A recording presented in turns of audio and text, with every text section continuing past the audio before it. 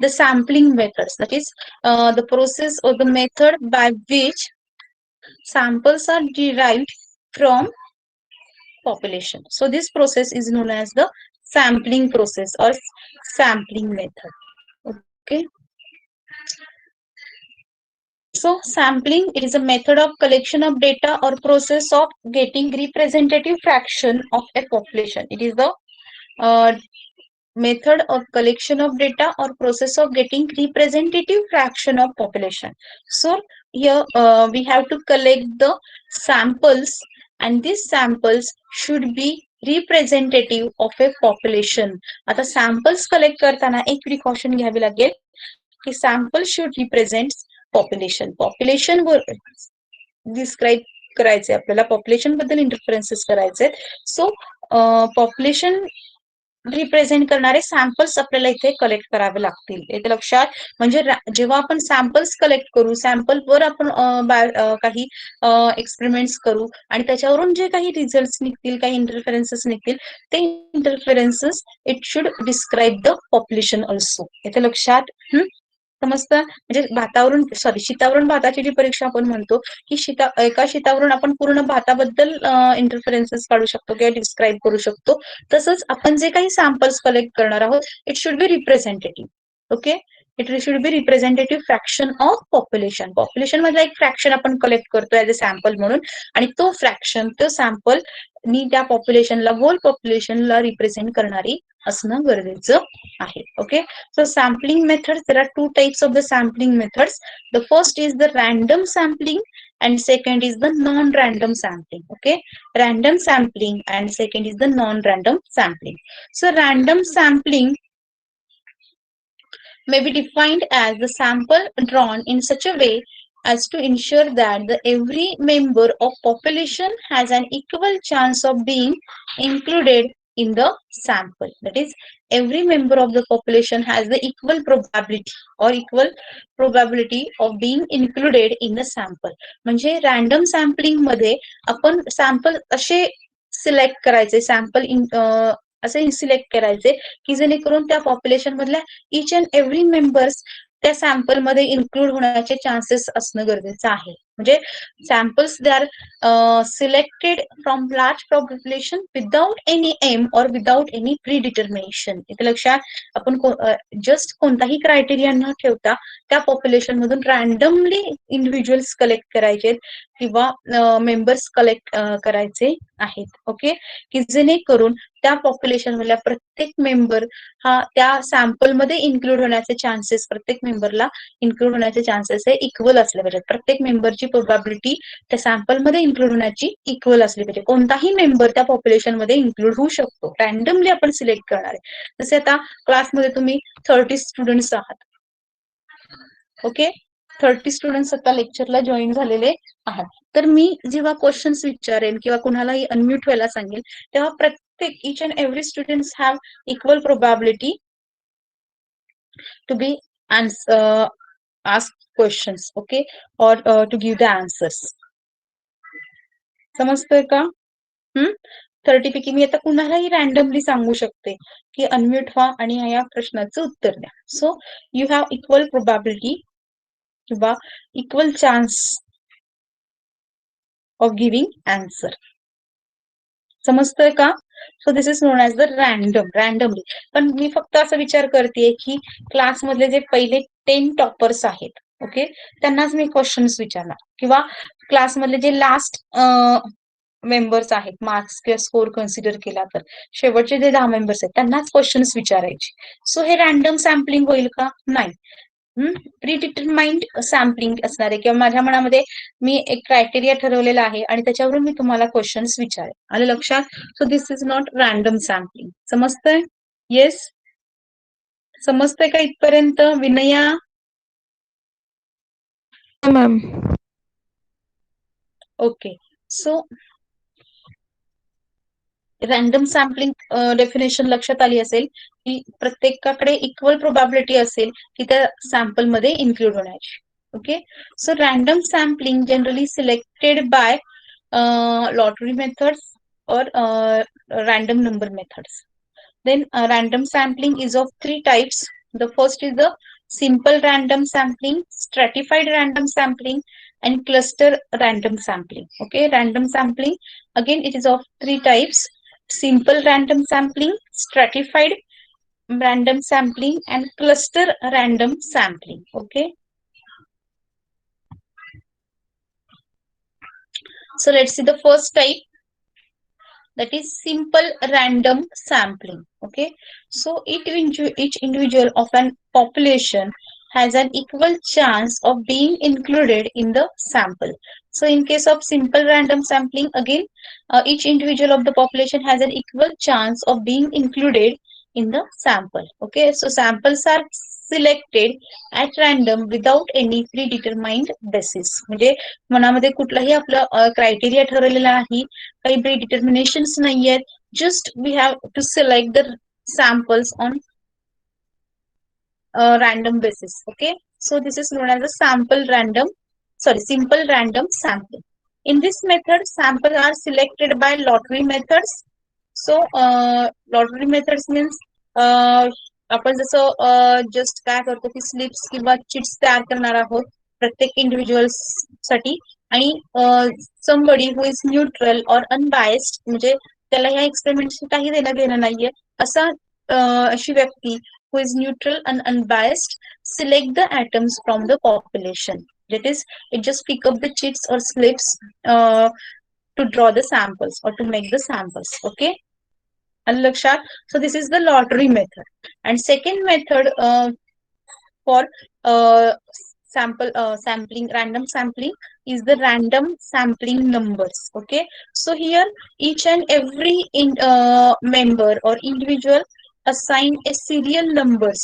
Okay, they are given a symbol serial numbers. Okay, and then by using or by consulting the number table, we have to just pick up, or we have to just select the specific numbers, आणि त्या specific नंबरला मग जो कोणी individual आला असेल किंवा जो कोणी मेंबर असेल, it will be included into the sample. Okay, it will be included in the sample. लक्षात येतं का? अगदी सिंपल पॉइंट आहे हा, समजतं. आपण रॅन्डम सॅम्पलिंग बघतोय. रॅन्डम सॅम्पलिंग म्हणजे काय की कोणतेही रॅन्डमली ते इंडिव्हिज्युअल्स मेंबर्स सिलेक्ट करायचे विदाउट एनी प्रीडिटर्मिनेशन और विदाउट एनी क्रायटेरिया. ओके, पण हे सिलेक्ट करताना ते जो कोणी इंडिव्हिज्युअल किंवा मेंबर आपण सिलेक्ट करतोय सॅम्पल मध्ये इन्क्लूड करण्यासाठी, त्याने ती पॉप्युलेशन रिप्रेझेंट करणं गरजेचं आहे. ओके, मग रॅन्डम सॅम्पलिंगचे आपण 3 टाइप्स बघतोय. त्यातला पहिला type simple random sampling. Simple random sampling म्हणजे काय, त्याच्यामध्ये 2 प्रकारे केले जातं. First lottery method and second is the random sampling numbers. Lottery methods की नेहमी आपण करतो की जस्ट चिट्स किंवा स्लिप्स तयार करायच्या प्रत्येक इंडिव्हिज्युअल साठी, आणि जो कोणी न्यूट्रल अनबायस्ड इंडिव्हिज्युअल असेल, it will pick up the slips और the chits. Okay, so by this method we can collect the individuals or members to make the sample or to draw the sample. Okay, then from population. Then next is the random sampling numbers. Random sampling number, it is again simple method. Here we assign the serial numbers to all the units, all the members, all the individuals which have a chance of being included in the sample. Sample मध्ये population मधल्या each and every इंडिव्हिज्युअलला, युनिटला आपण काय करणार, serials number assign करणार, आणि मग ते नंबर्स असाइन केल्यानंतर by using specific tables we just select the numbers, and so we can draw the samples of required size from population. Okay, समजतंय का? Yes. Next is the stratified method. Okay, so in this method the population is divided into groups or strata on the basis of certain characteristics. Okay, and this is generally recommended when population is heterogeneous. So for example, in school there are 1,000 students. Okay, in a school or college there are 1,000 students. Out of 1,000 students there are 700 girls and 300 boys. There are 700 girls and 300 boys. Okay, so आपल्याला एक activity conduct करायची की ज्याच्यासाठी आपल्याला काही student select करायचे. So we cannot select the students randomly, कारण का मग स्टुडंट गर्ल्स आणि बॉयजचा जर रेशो इक्वल नाहीये तर रॅन्डमली जेव्हा आपण सॅम्पल कलेक्ट करू किंवा नंबर्स साइन करून किंवा लॉटरी पद्धतीने करू तेव्हा चान्सेस असतील की गर्ल्स जास्त सिलेक्ट होतील किंवा बॉईजला फारशी संधी मिळणार नाही असं होण्याची शक्यता आहे. मग अशा वेळी काय केलं जाईल, your population is divided into two groups or strata, that is boys and girls, and from boys we collect the some individual some members, and from girls we select the few members or individuals. Okay, so this is known as a stratified method. Okay, आलं लक्षात. So this post काय केलं जातं की जी population आहे it is divided into groups और the strata on the basis of certain characteristics.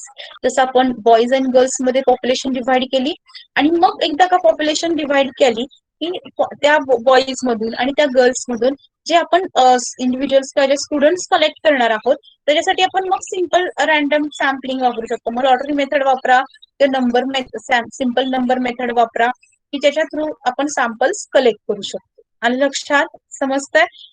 म्हणजे फॉर एक्झाम्पल एका स्कूलचं जर आपल्याला हिमोग्लोबिन चेक करायचं आहे आणि त्याच्यावरून आपल्याला त्याची अॅनेमिक कंडिशन स्टुडंटची ठरवायची आहे तर मग गर्ल्समध्ये हिमोग्लोबिन वेगळं असू शकतं, बॉईजमध्ये हिमोग्लोबिन वेगळं असू शकतं. त्यामुळे आपण रॅन्डमली त्या 1000 स्टुडंट्स मधून स्टुडंट्स सिलेक्ट करू शकत नाही. म्हणून आपण बॉईज आणि गर्ल्स असे दोन ग्रुप्स केले, दोन स्ट्रेटा केले. मग गर्ल्स मधून काही स्टुडंट्स निवडले, बॉईज मधून काही स्टुडंट्स निवडले. आले लक्षात.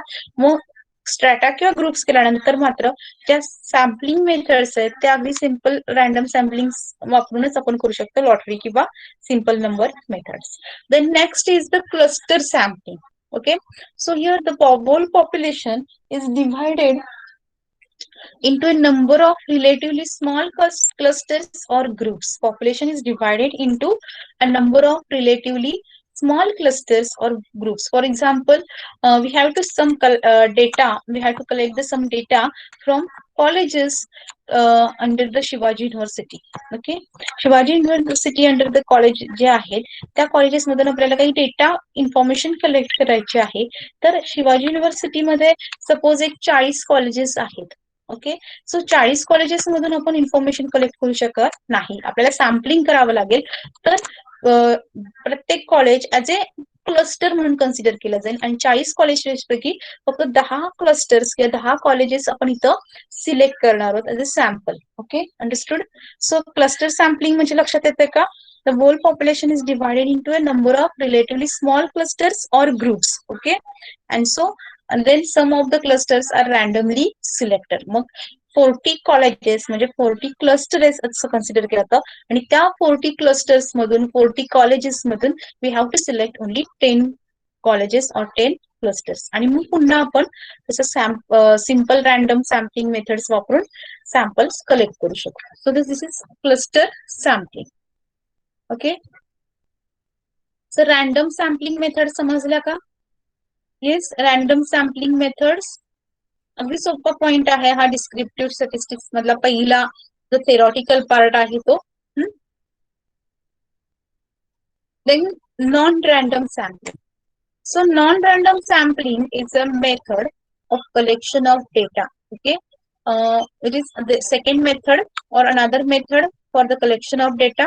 In this method, the sample is collected from a large population based on the convenience, judgment, and consideration of the investigator. That is, investigator will collect the samples based on his convenience, judgment and some considerations or by using some criteria. Okay, म्हणजे मगाशी आपण random sampling मध्ये जे म्हणत होतो त्याच्या बरोबर opposite random sampling मध्ये काय म्हणत होतो की without any predetermination we have to collect the samples. Okay, in case of non random sampling आपण आता क्रायटेरिया ठरवायचे आहेत, आपला कन्व्हिनियन्स ठरवायचा आहे, काही कन्सिडरेशन्स ठरवायचे आहेत आणि त्याच्यावर बेस्ड आपण त्या पॉप्युलेशन मधून सॅम्पल्स कलेक्ट करणार आहोत. तर लक्षात त्यातून आपण सॅम्पल कलेक्ट करत जाणार आहोत. ओके, म्हणजे आपल्याला एखाद्या स्कूल मधून काही सॅम्पल्स किंवा काही स्टडी करायचा आहे तर आपण फक्त गर्ल्सच सिलेक्ट करतोय तर फक्त बॉईज सिलेक्ट करतोय. आलं लक्षात.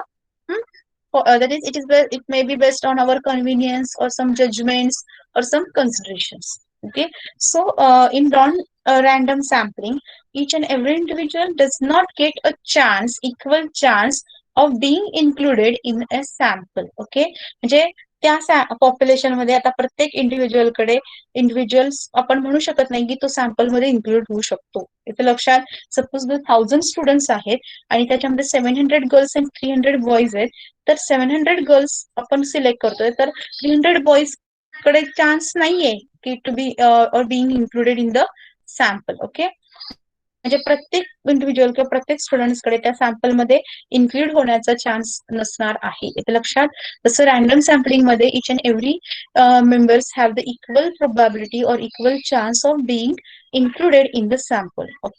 Okay, while in case of non-random sampling, each individual does not get a equal chance of being included in the sample. आपण काही ठरवणार आहोत, काही क्रायटेरिया लावतोय, काही जजमेंट्स लावतोय, आपल्या कन्व्हिनियन्स नुसार आपण त्यातून सॅम्पल कलेक्ट करतो. आलं लक्षात? So there are different methods for random non random sampling, purposive or judgment sampling, quota sampling, and convenience sampling. Okay, so these different methods can be used for non-random sampling. Okay, so understood this random sampling and non-random sampling? Are you getting this point? It's very simple. Yes, Tejaswini Patil. Yes, ma'am. Okay, समजतंय का? हो. Okay. So let's see the advantages and disadvantages of sampling methods. Advantages: sampling is an economical method of data collection. That is, it is not possible to collect the information from whole population. It will won't be economical or feasible for investigator. So sample एखाद्या पूर्ण पॉप्युलेशनची माहिती किंवा information collect करणं हे may be economically किंवा feasible होऊ शकत नाही. मग अशा वेळी आपण त्या पॉप्युलेशन मधले सॅम्पल्स कलेक्ट करायचे आणि त्यांची सॅम्पल्स ठरवायचे आणि त्यातील त्यांची इन्फॉर्मेशन त्यांचा डेटा कलेक्ट करायचा. So it is economical method. It serves time, expenditure, and energy, and it is reliable. That is, sample it represents the population, so it is obviously reliable method. Second is the disadvantage. Disadvantage: sampling needs skill. Okay, व्यवस्थित sampling नाही झालं तर तुमचं त्या population बद्दलचे इंटरफरन्सेस चुकू शकतात. एक लक्षात. So it needs expert. And all the individuals are not represented. Sometimes, in some cases, the populations is not represented by all the individuals. त्याच्यामध्ये काही वेगळे इंडिव्हिज्युअल्स असू शकतात की जे ती पॉप्युलेशन रिप्रेझेंट करू शकत नाहीत, आणि मग तो जर इंडिव्हिज्युअल त्या सॅम्पल मध्ये इन्क्लूड केला गेला तर obviously it doesn't represent the population, आणि मग त्याच्यावर जे इंटरफरन्सेस काढतो ते त्या पॉप्युलेशनला रिप्रेझेंट करू शकत नाही. So it will B disadvantage for that particular population. So these are the advantages and disadvantages of the population. Okay. Next point is sampling errors. Okay. So let's see what are the sampling errors. Sampling errors is a statistical error that occurs when an analyst or investigator does not select a sample that represents the entire population of the data, and the results found in the sample do not represent or do not match the results that would be obtained from the entire population. Okay, I again repeat this sentence. Sampling error. Sampling error is a statistical error, and when it occurs when an analyst does not select a sample that represents the entire population of the data. If analyst or investigator it selects specific samples, and if this sample does not represent the entire population of the data, त्यांनी जे सॅम्पलचे जे characters आहेत ते जे study केलेले आहेत ते characters त्या पॉप्युलेशनचे कॅरेक्टर्स सगळेच्या सगळे कॅरेक्टर्स रिप्रेझेंट करत नाही. इथे लक्षात. Okay, and so the results found in the sample, it does not match or represent the results that would be obtained from the entire population. त्यामुळे सॅम्पल्स वरून आपण जे काही रिझल्ट काढलेले आहेत, these samples does not match with the results that would be obtained from the entire population. Entire population वरून जे काही रिझल्ट आहेत आणि सॅम्पलचे जे रिझल्ट आहेत ते जर एकमेकांबरोबर मॅच होत नसतील, samples it doesn't represent the enter populations, obviously it is non as a sampling errors. Sampling मध्ये काही एरर्स आलेले आहेत, बायस आलेला आहे आणि त्याच्यामुळेच सॅम्पल्सचे रिझल्ट आणि एंटायर पॉप्युलेशनचे रिझल्ट एकमेकांबरोबर मॅच होत नाहीयेत, रिप्रेझेंट करत नाहीत. आलं लक्षात? So this is non as a sampling error. आलं लक्षात? सॅम्पलिंग एरर म्हणजे लक्षात येतंय का बघा? सॅम्पलिंग एरर्स केव्हा दिसतात? जेव्हा सॅम्पल्स आपण एखाद्या पॉप्युलेशन मधून सॅम्पल कलेक्ट करू, सॅम्पल साईज ठरवू, सॅम्पल्स कलेक्ट केल्यानंतर आपण त्याच्यावर एक्सपेरिमेंट्स करू किंवा त्याचे काही ऑब्झर्वेशन्स घेऊ किंवा काही इन्फॉर्मेशन कलेक्ट केली जाईल. ती इन्फॉर्मेशन कलेक्ट केल्यानंतर, डेटा मिळवल्यानंतर त्याच्या विषयी आपण काही स्टॅटिस्टिकल ऑपरेशन्स किंवा स्टॅटिस्टिकल इंटरफरन्सेस काढले जातील. मीन काढला जाईल, सपोज मेडियन असेल, मोड असेल, टेस्ट स्टँडर्ड डेव्हिएशन्स असेल किंवा इन्फरन्शियल टेस्ट जरी काढल्या तरी हे जे काही ऑपरेशन स्टॅटिस्टिकल ऑपरेशन्स करू, फॉर एक्झाम्पल ऍव्हरेज काढला तर तो ऍव्हरेज त्या पूर्ण पॉप्युलेशनचा ऍव्हरेज काढला आणि त्या सॅम्पलचा ऍव्हरेज काढला तर ते दोघं एकमेकांबरोबर मॅच होत नाहीत. म्हणजे सॅम्पल ऍव्हरेज वरून we can not describe the population average. Okay, population बद्दल आपण बोलू शकत नाही. Sample average it is far different than that of the population. Okay, मग अशा वेळी तिथं सॅम्पल एरर आलेली आहे असं आपण म्हणतो. म्हणजे सॅम्पल सिलेक्ट करण्यामध्ये किंवा सॅम्पलिंग करण्यामध्येच काही चूक झाली की जेणेकरून it doesn't represent the entire population. Okay, or it's result doesn't match with the with that of the entire population. Okay, so here sampling error is the error caused by observing a sample instead of whole population. जे population observe करण्याच्या ऐवजी जर आपण samples study केले तर त्याच्यामुळे जी काही error येते ती एरर म्हणजे काय? Sampling error. Okay, since the sample does not include all the members of the population, statistics of the sample which is also known as the estimators. आपण ह्या दोन मगाशी डेफिनेशन बघितल्या, स्टॅटिस्टिक आणि पॅरामीटर्स. म्हणजे आपण सॅम्पल मीन असेल, ऍव्हरेज असेल तर त्याला आपण काय म्हणणार? स्टॅटिस्टिक. मीन हा काय झाला? स्टॅटिस्टिक टर्म झाली. Okay, so statistics of the sample such as mean or quartile percentage it generally differ from the statistics of the entire population which is known as the parameters. It is when statistic is different from the parameters then sampling error comes. Okay, the difference between the sample statistic and population parameter is considered as the sampling error. Okay, इथे एक example आपण discuss करूया.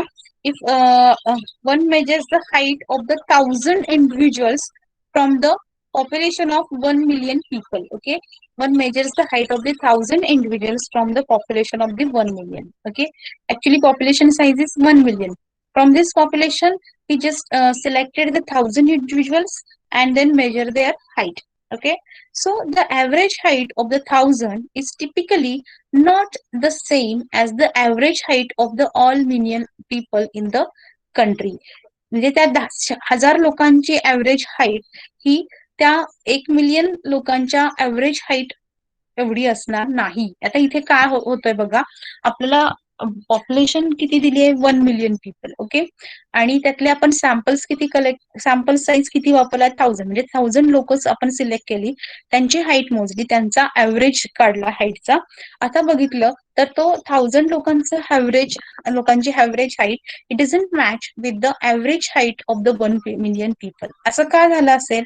तर 1,000 people जेव्हा select केले गेले, random सॅम्पलिंगनी select केले गेले, तेव्हा त्याच्यामध्ये बरेचसे लोक हे खूप कमी हाईट असलेले असू शकतात, काही लोक खूप जास्त हाईट असलेले राहू शकतात.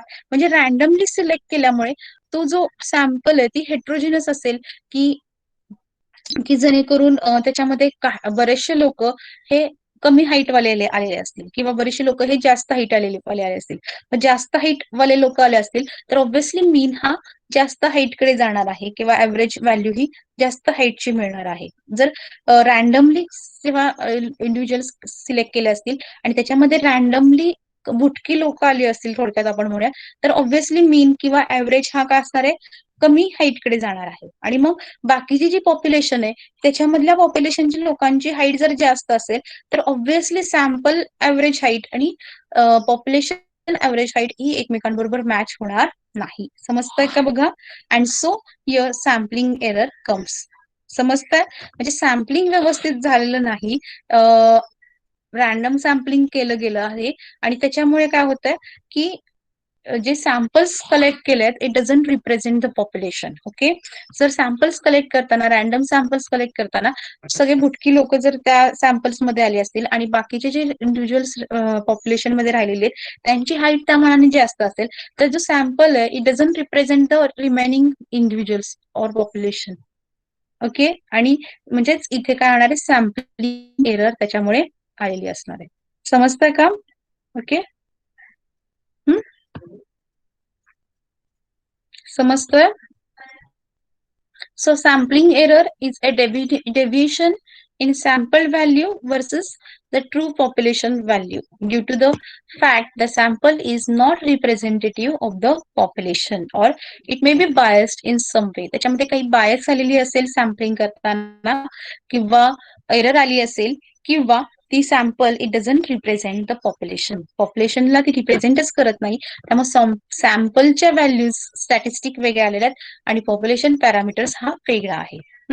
Even randomized samples will have some sampling errors since it is only only an approximation of the population from which it is drawn. Okay, random sampling मध्ये सुद्धा ह्या सॅम्पलिंग एरर्स येऊ शकतात कारण का जनरली अप्रॉक्सिमेटली आपण तो सॅम्पल साईज तयार करतो की त्याच्यातून रॅन्डमली सॅम्पल्स कलेक्ट केल्या असतात, त्यामुळे तो प्रत्येक वेळी होल पॉप्युलेशन रिप्रेझेंट करेलच असं नाही. ओके, सो सॅम्पलिंग एरर म्हणजे लक्षात येत आहे का की सॅम्पलचे जे आपण व्हॅल्यूज आपण कॅल्क्युलेट करणार आहोत, स्टॅटिस्टिक्स मिळणार आहोत त्या आणि पॉप्युलेशनच्या ज्या पॅरामीटर्स असणार आहेत म्हणजे कॅल्क्युलेटेड व्हॅल्यूज असणार आहेत त्याच्यामधला डिफरन्स जर जास्त असेल तर तिथं आपण सॅम्पलिंग एरर आलेली आहे असं म्हणतो. आलं लक्षात?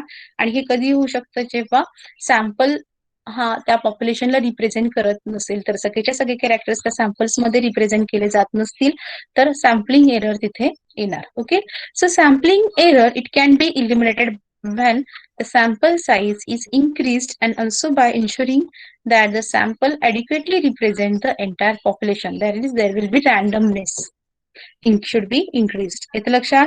मग सॅम्पलिंग एरर्स कमी करण्याचे मार्ग कुठले आहेत, वेज कुठले आहेत? तर first we can increase the sample size. जेवढी सॅम्पल साईज वाढवाल म्हणजे जेवढी ती पॉप्युलेशनच्या जवळ जाईल सॅम्पल साईज, जेवढे जास्त नंबर ऑफ इंडिव्हिज्युअल्स किंवा मेंबर्स किंवा युनिट्स तुम्ही ऑब्झर्व कराल किंवा त्याच्या अगेन्स्ट इन्फॉर्मेशन कलेक्ट कराल, जेवढी सॅम्पल साईज जास्त तेवढी त्याच्यामध्ये सॅम्पलिंग एरर्स येण्याचे जास्त चान्सेस कमी. आणि लक्षात, म्हणजे पॉप्युलेशनच्या जवळ जेवढा सॅम्पल साईज जाईल तेवढा त्याचा सॅम्पलिंग एरर्स कमी येणार आहे. ओके, त्याच्यानंतर दुसरं असं की रॅन्डमनेस वाढवला पाहिजे. जेवढे जास्तीत जास्त रॅन्डम सॅम्पल्स कलेक्ट करता येतील तेवढे ते जास्त जास्त ते एंटायर पॉप्युलेशन रिप्रेझेंट करतील. Okay, so sampling error, this is all about the sampling error. लक्षात येत आहे का? ओके, हा पॉइंट समजलाय सगळ्यांना? सॅम्पलिंग एरर्स हा पॉइंट समजला? Yes.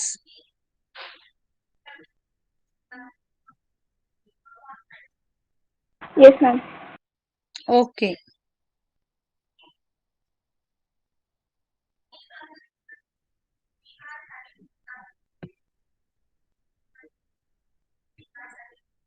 so next point is accuracy and precision of data.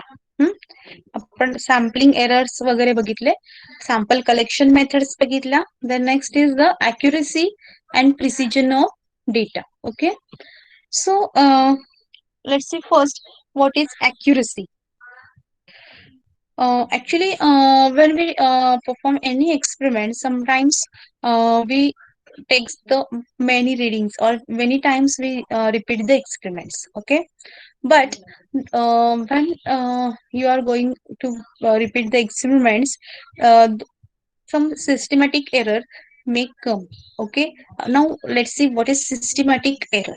So what is systematic errors? Systematic error म्हणजे काय? तर सपोज तुम्ही रिडिंग्स घेताय, कलरीमीटर आहे. ओके. पण कलरीमीटर मध्ये काही फॉल्ट आलेला आहे आणि त्यामुळे जे अब्सॉर्प्शन्स आहेत, ओडी आहे, तो फ्लक्च्युएट होतोय. ओके. किंवा सपोज तुम्ही वेईंग करताय, मोनोपॅन बॅलन्स वापरताय, की जे नेहमी तुम्ही आता एक्सपिरियन्स केला असेल की मोनोपॅन बॅलन्स मध्ये काही वेळा एरर्स येतात. म्हणजे सपोज आपल्याला 2 ग्रॅम वेट घ्यायचं असेल, तर ते जेव्हा आपण ऍक्च्युली त्या मोनोपॅन वेईंग बॅलन्सवर घेतो, तेव्हा ते ऍक्च्युली 2 ग्रॅमच्या ऐवजी 1.8 किंवा 2.2 असं घेतलं जातं. येतं लक्षात? म्हणजे तेच वेट आपण जर दुसऱ्या बॅलन्सवर चेक केलं असेल, इथं दाखवतंय 2 ग्रॅम. तेच वेट आपण जर दुसऱ्या बॅलन्सवर चेक केलं तर तिथं ते 2.2 ग्रॅम दाखवतंय. आले लक्षात? म्हणजे हा फॉल्ट आहे, डिफेक्ट आहे, तो कशामध्ये आहे? त्या मेजरिंग इन्स्ट्रुमेंट मध्ये येते. म्हणजे तुम्ही प्रत्येक वेळी जरी तो एक्सपेरिमेंट रिपीट केला किंवा रिडिंग्स घेतली, रिपीटेड रिडिंग्स घेतली, म्हणजे सपोज तुम्ही एखादी पावडर एक्स्ट्रॅक्ट केली, एखादा सपोज अँटीबायोटिक एक्स्ट्रॅक्ट केलेला आहे किंवा काहीही कंपाऊंड एक्स्ट्रॅक्ट केलेला आहे किंवा प्लांट्स मधून एखादं कंपाऊंड एक्स्ट्रॅक्ट केलाय आणि त्याचं तुम्ही वेईंग करताय, वजन घेताय आणि ते वजन घेताना जर तुमच्या मोनोपॅन बॅलन्स मध्ये जर काही एरर असेल, तर प्रत्येक वेळी तुमच्या रिडिंग मध्ये ती एरर इंट्रोड्यूस होत जाणार. म्हणजे तुम्हाला ते दाखवतंय 2 ग्रॅम, पण ऍक्च्युली त्याचं वजन किती आहे? 1.8 ग्रॅम. दुसऱ्या बॅलन्सवर ते 1.8 ग्रॅम होतं. म्हणजे 0.2 ग्रॅमची एरर तिथं प्रत्येक टाइम्स, प्रत्येक ऑब्झर्वेशनच्या वेळेला तिथं काय केली जाते? इंट्रोड्यूस केली जाते. येतं लक्षात? So no matter how many times a measurement is repeated, the systematic error continues to occur. तुम्ही त्या पावडरचं वजन 10 वेळा घेतलं तरी प्रत्येक वेळी त्याच्यामध्ये 0.2 ग्रॅम ही एरर इंट्रोड्यूस होणार आहे. येते लक्षात? म्हणजे 10 वेगळे सॅम्पल्स असतील फॉर एक्झाम्पल, किंवा एक सॅम्पल असेल त्याचं 10 वेळा रिडिंग घेतलं, त्या 10 वेगळे सॅम्पल्स आहेत, त्याचं वजन घेतलं, त्याचं वेईंग करत असाल, तर तिथे प्रत्येक वेळी तुम्हाला 0.2 ग्रॅमची एरर इंट्रोड्यूस झालेली दिसेल. Okay. So this error cannot be eliminated except by refining or by repairing the measuring system. जोपर्यंत तुम्ही तो मोनोबॅन बॅलन्स दुरुस्त करत नाही, रिपेअर करत नाही, तोपर्यंत ती एरर इलिमिनेट होणार नाही. ती प्रत्येक रिडिंग मध्ये तुमच्या इंट्रोड्यूस होणार आहे. प्रत्येक वेळी किंवा एका सॅम्पलचं तुम्ही 10 रिडिंग्स घेतले, रिपीटेड मेजरमेंट्स केले, तरी त्याच्यामध्ये प्रत्येक वेळी ती एरर इंट्रोड्यूस होणार आहे. की जोपर्यंत तुम्ही ते मेजरिंग सिस्टीम रिपेअर करत नाही किंवा रिफायनिंग करत नाही. Okay. So the term accuracy it indicates the magnitude of the systematic error. म्हणजे आता तुमचं जर सपोज 2 ग्रॅम ऍक्च्युअल वेट आहे आणि सॉरी ऍक्च्युअल वेट 1.8 ग्रॅम आहे, पण तुमचा मोनोपॅन बॅलन्स दाखवतोय 2 ग्रॅम. सो ही जी 0.2 ग्रॅमची जी एरर आहे, it is consider as the accuracy. म्हणजेच काय, किती अॅक्युरेसी आहे हे आपण त्या सिस्टमॅटिक एररच्या युनिटवरून किंवा मॅग्निट्यूड वरून ठरवतो. सपोज 0.2 ग्रॅमचा डिफरन्स दाखवतोय, 0.2 ग्रॅमची एरर दाखवतोय, दुसरा एखादा बॅलन्स 0.1ची एरर दाखवतोय, तर कुठल्या बॅलन्समध्ये अॅक्युरेसी जास्त आपण म्हणू शकतो की जो 0.1 ग्रॅम ची एरर दाखवतोय. म्हणजे थोडक्यात काय, तर accuracy is the closeness of measured or computed value to its true value. Okay. तुम्ही मेजर केलेली व्हॅल्यू, तुम्ही कम्प्युट केलेली व्हॅल्यू आणि त्याची ट्रू व्हॅल्यू, त्याची जी ओरिजिनल व्हॅल्यू आहे, खरी ऍक्च्युली आहे, रिअल व्हॅल्यू आहे, त्याच्यामधला डिफरन्स ते एकमेकांच्या किती क्लोज आहेत त्याच्यावरून आपण त्याची अॅक्युरेसी ठरवतोय. तर लक्षात, ऍक्च्युअल वेट आहे 1.8 ग्रॅम, दाखवतोय 2 ग्रॅम, म्हणजे त्याच्यामध्ये 0.2 चा डिफरन्स आहे. तेच दुसऱ्या एखाद्या इन्स्ट्रुमेंट आपण जर वापरलं, 1 ऍक्च्युअल व्हॅल्यू आणि दाखवते 1.9, म्हणजे 0.1चा डिफरन्स आहे. म्हणजे कुठलीही व्हॅल्यूज एकमेकांच्या जास्त जवळ आहेत, 1.8 आणि 1.9 ह्यांच्यामध्ये क्लोजनेस जास्त आहे, सो तिथे अॅक्युरेसी जास्त आहे असं आपण म्हणू शकतो. 1.8 आणि 2 यांच्यामध्ये 0.2चं डिस्टन्स आहे, म्हणजेच त्या थोड्याशा एकमेकांपासून थोड्याशा क्लोजनेस त्यांचा कमी आहे, सो तिथे अॅक्युरेसी कमी आहे असं आपण म्हणू शकतो. Accuracy it will be low. समजतंय का? So if the systematic error is on the higher side, obviously the accuracy of the method and therefore that of the data is low. समजतंय? अॅक्युरेसी म्हणजे लक्षात येतंय का, तुमचं मेजर्ड केलेलं जे रिडिंग आहे किंवा कम्प्युटेड व्हॅल्यू जी आहे, मेजर्ड व्हॅल्यू जी आहे आणि त्याची ओरिजिनल व्हॅल्यू जी रिअल व्हॅल्यू आहे, त्यातला क्लोजनेस म्हणजे अॅक्युरेसी, की तुमची value, measured value, computed value किती त्या ऍक्च्युअल व्हॅल्यूच्या जवळ जाते किंवा रिअल व्हॅल्यूच्या जवळ जाते, त्यातला जो क्लोजनेस आहे it is considered as a accuracy. समजतं? So accuracy of the data means, लक्षात आलं का? We can say the closeness. Yes, Yes, ma'am. समजतं? Okay. So accuracy, it is the closeness of the measured or computed value to its real value or true value. Okay, this is accuracy. Next term is the precision. Next term is the precision. Precision, it is the closeness of the repeated measurements of the same quantity. Closeness of the repeated measurements of the same quantity. That is precision. It is the measure of the reproducibility. Now let's see the example. तुम्ही एखादी powder extract केली आहे आणि तुम्ही त्याचं weight घेता. Suppose त्याचं weight तुम्ही 10 टाइम्स घेतलेलं आहे. तुम्ही 10 वेळा त्याचं वेट घेतलं, 10 वेगवेगळे व्हॅल्यूज तुम्हाला मिळाल्या because of systematic error. Systematic error म्हणजे त्या इन्स्ट्रुमेंटमध्ये जी एरर आहे त्याच्यामुळे, जो डिफेक्ट आहे त्याच्यामुळे. ओके, सो 10 डिफरंट व्हॅल्यूज मिळाल्या. मग 10 डिफरंट व्हॅल्यूज ज्या मिळाल्या त्याचा तुम्ही ऍव्हरेज घेतला किंवा मीन काढलात. आलं लक्षात?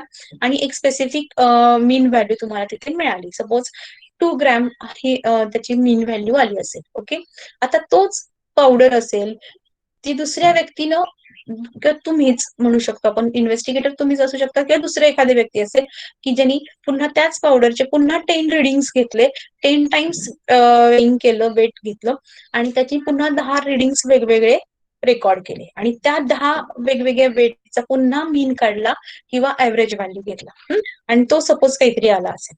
जर तो सेकंड टाइम घेतलेला जो ऍव्हरेज व्हॅल्यू आहे किंवा second times G mean value आली आहे ती आणि पहिल्यांदा घेतलेली जर मीन व्हॅल्यू सेम असेल किंवा अगदी क्लोज असेल, तर आपण म्हणू शकतो की तिथं तो एक्सपेरिमेंट हा रिप्रोड्युसिबल आहे. हे तर लक्षात समजतंय का? म्हणजे जरी एक्सपेरिमेंट आपण रिपीट केला तरी ते जर ऑब्झर्वेशन तीच येत असतील तर आपला एक्सपेरिमेंट हा रिप्रोड्युसिबल आहे. समजतंय का? So precision, it is a closeness of the repeated measurements of the same quantities.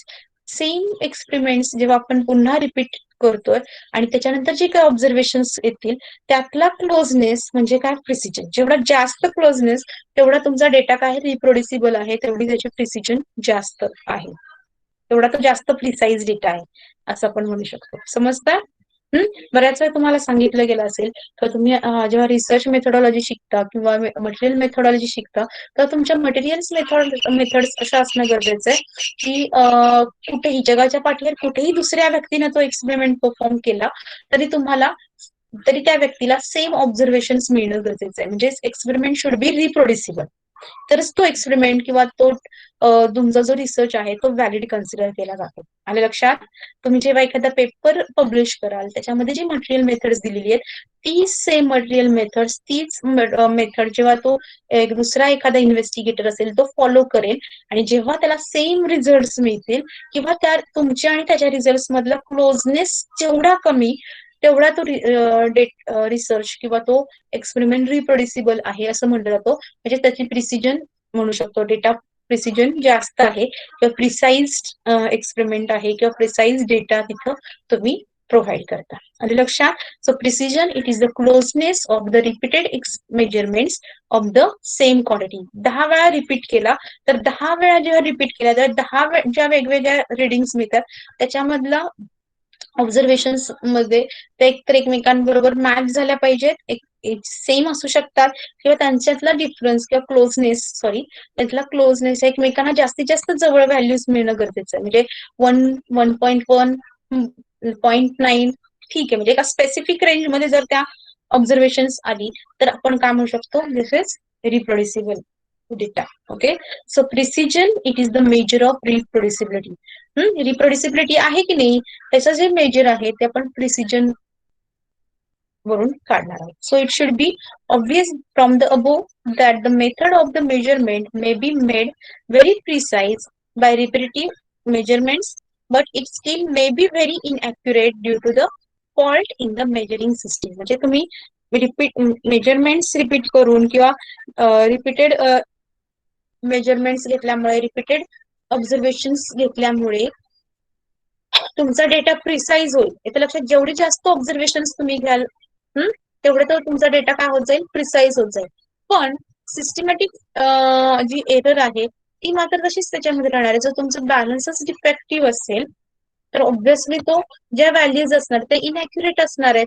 Okay, आणि त्याच्यात still it will be get incorporating in each and every reading. Okay, so आपण तो तिथे इलिमिनेट करू शकत नाही. म्हणजे रिपीटेड एक्सपेरिमेंट्समुळे आपण सिस्टमॅटिक एरर तिथून इलिमिनेट करू शकत नाही.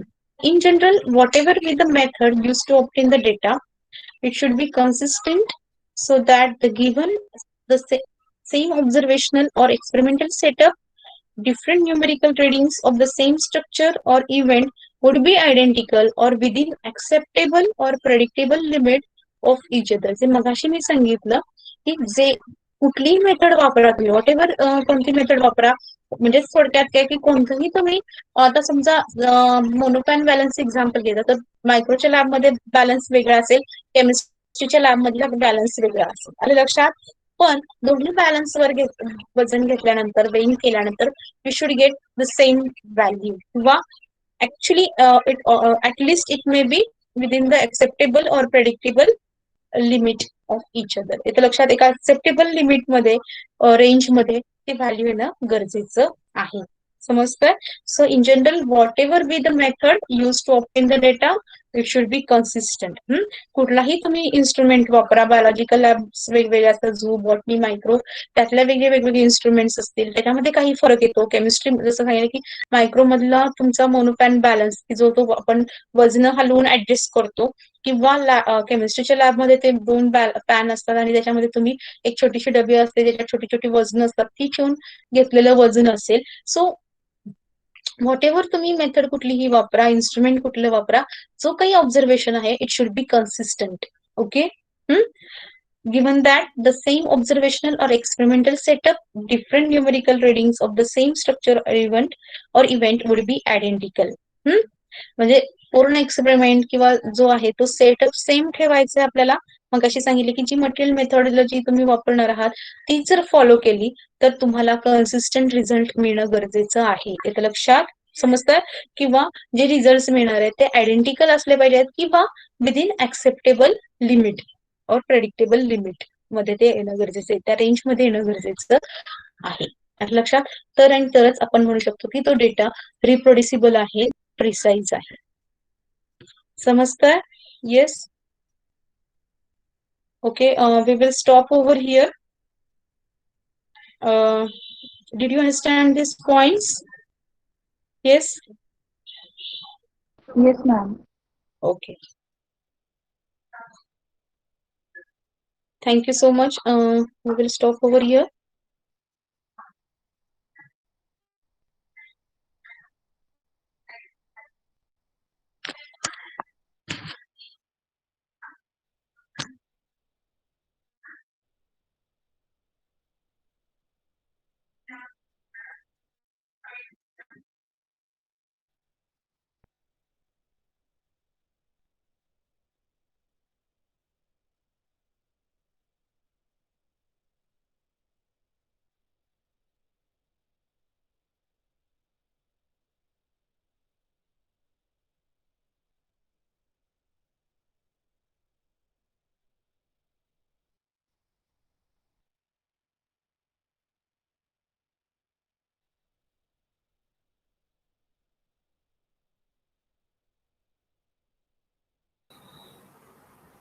हॅलो, हा आवाज येतो का बाळांनो? हॅलो. हो सर, येतोय. हॅलो, येतोय सर. येतो ना? येतोय. Okay okay. Good afternoon. We will start.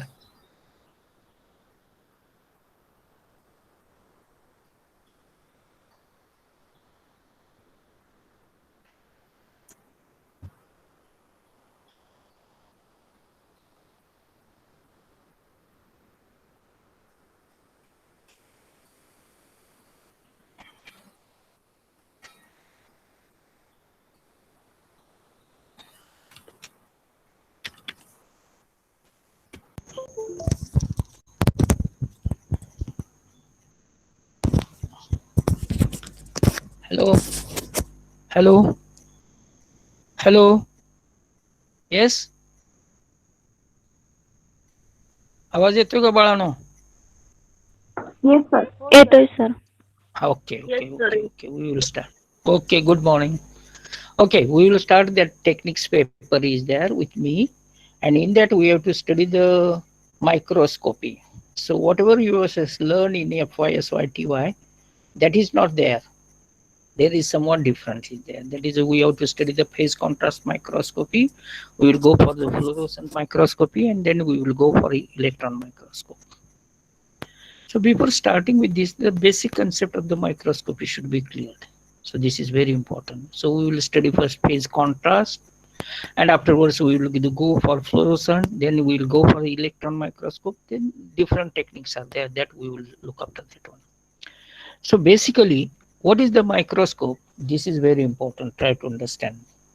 Now you might have studied that microscope. It is a simple optical instrument which consists of the many lens, that is one more lens are there, and whose function is the magnification. So you know the bacteria cannot be seen by the naked eye, and for visualization of the bacteria we should require the microscope. This is one thing. So whatever the up to TY BSc you have studied the bright field microscopy, and a little bit you might have studied in case of FY BSc, that is the electron microscope.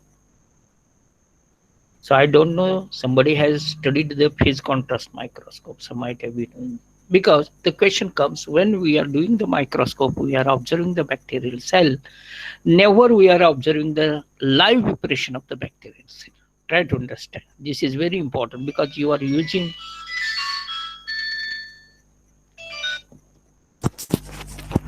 हा पण तो झालं झालं Okay, sorry. So this is very important what we are doing here, because up till this time you have stained the bacterial cell. Can you observe the live bacterial cell up to BAC3? Hello. Hello, I am asking you a question. Hello. Hello. Have Sir, you? motility. Yes, right. That is that what I am expecting. Only you observe the live preparation of the bacterial cell. Now, my basic question is: have you seen the internal parts of the bacterial cell up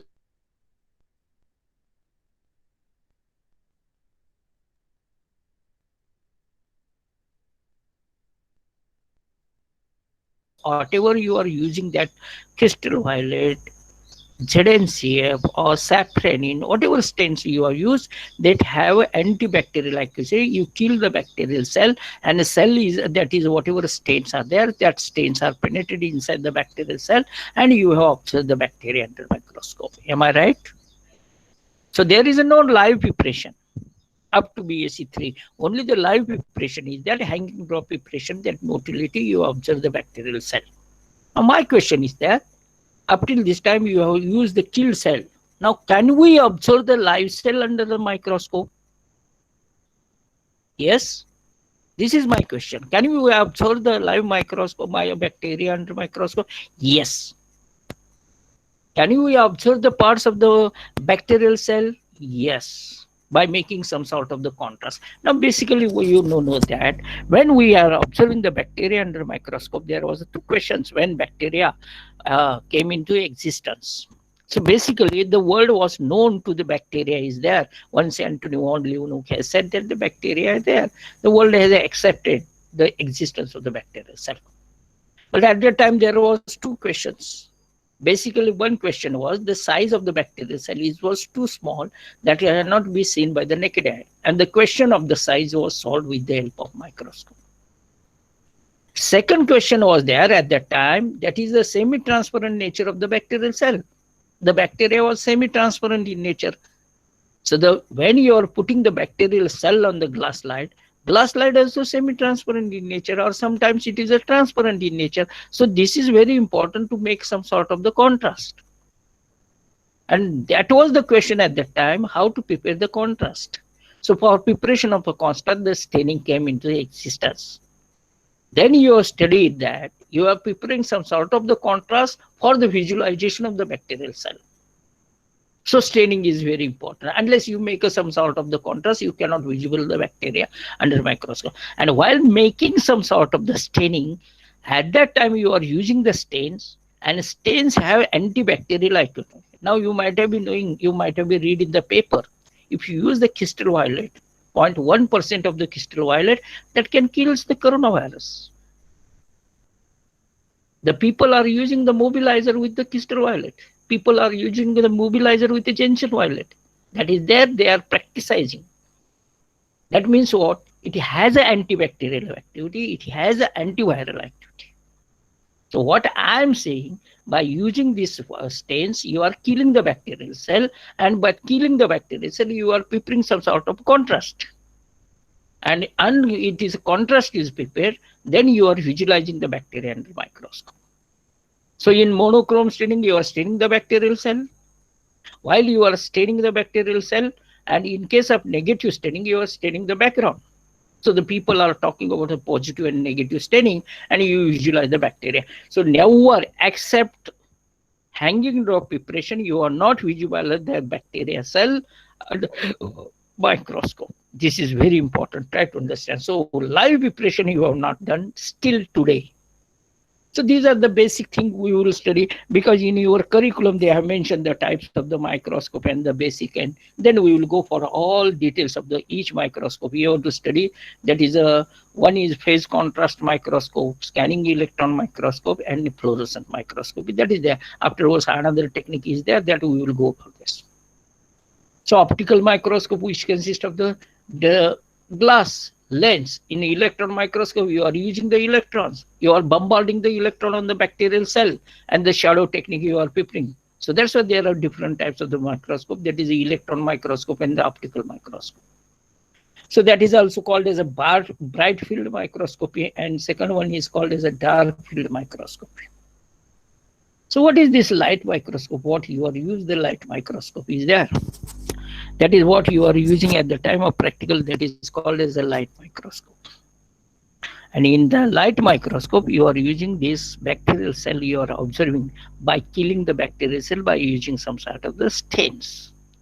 Means a light is passed to the bacterial cell, that is can be reflected light, and the image is formation by the objective, and the magnification of the image formed by the objective lens, that can be eyepiece.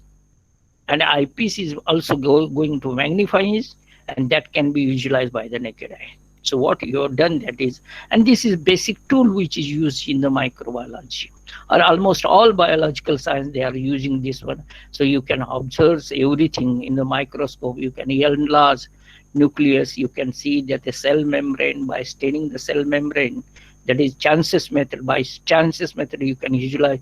People are staining the chloroplast. Sometimes cell wall staining is there. The people are doing this by using the light microscope. But basic question is that we are not observing the live bacteria. This is one thing. Now the question comes, how to observe the live bacteria? This is very important, that I will come. So before that, you should know the magnification and the resolution. This is very important. Magnification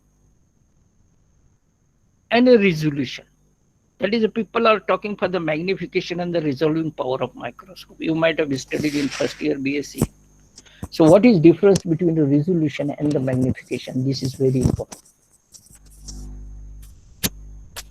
So magnification means you are magnifying your object multiple times.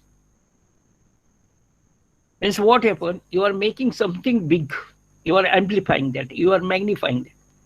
And resolution means if there is two objects are there, they are joined together, the separation of the power of the separating, the distance between two visible objects, that is called as a resolution. See, try to understand magnification power of the microscope and the resolution is quite different.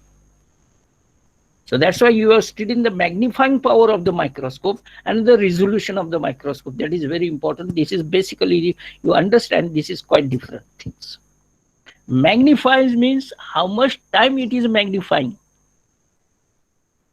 See, I tell you one thing, best example.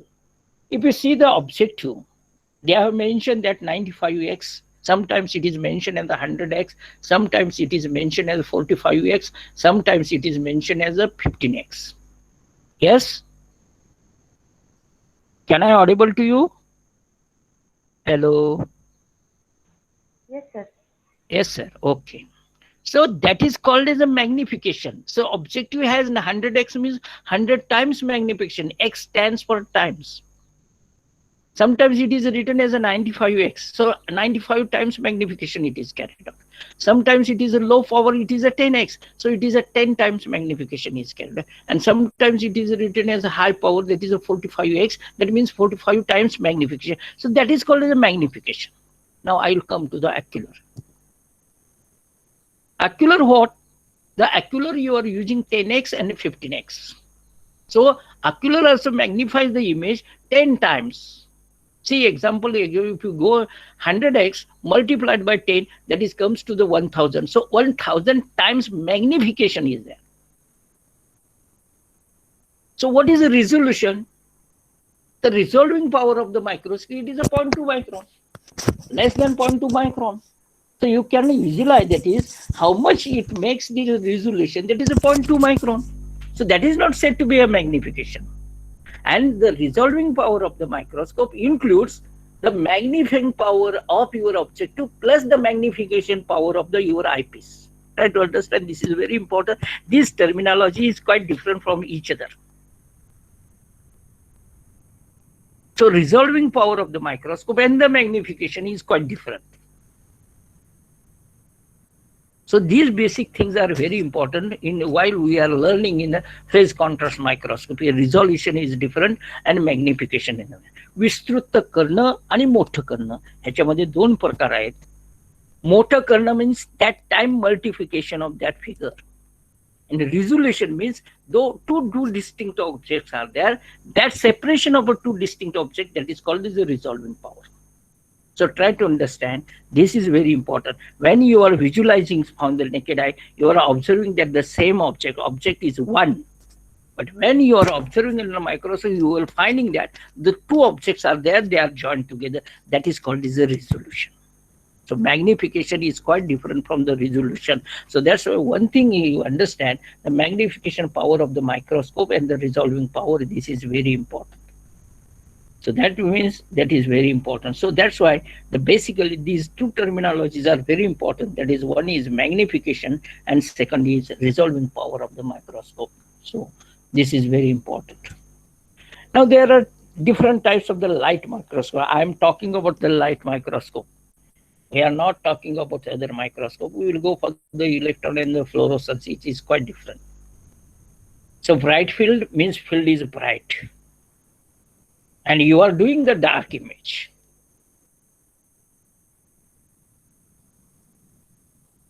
And dark field microscope means you are making the field is dark, and by the contrast you are observing the bacterial cell. Now by basic question I told you that the semi-transparent nature of the bacteria. So that's what the concept of the bright field and the dark field concept of microscopy came into existence. Now my question is that if the bacteria is colored, so the concept of dark field microscopy will not be existing. Because the color matter you can easily under microscope. Say for example, I will ask you, just check the pollen grains.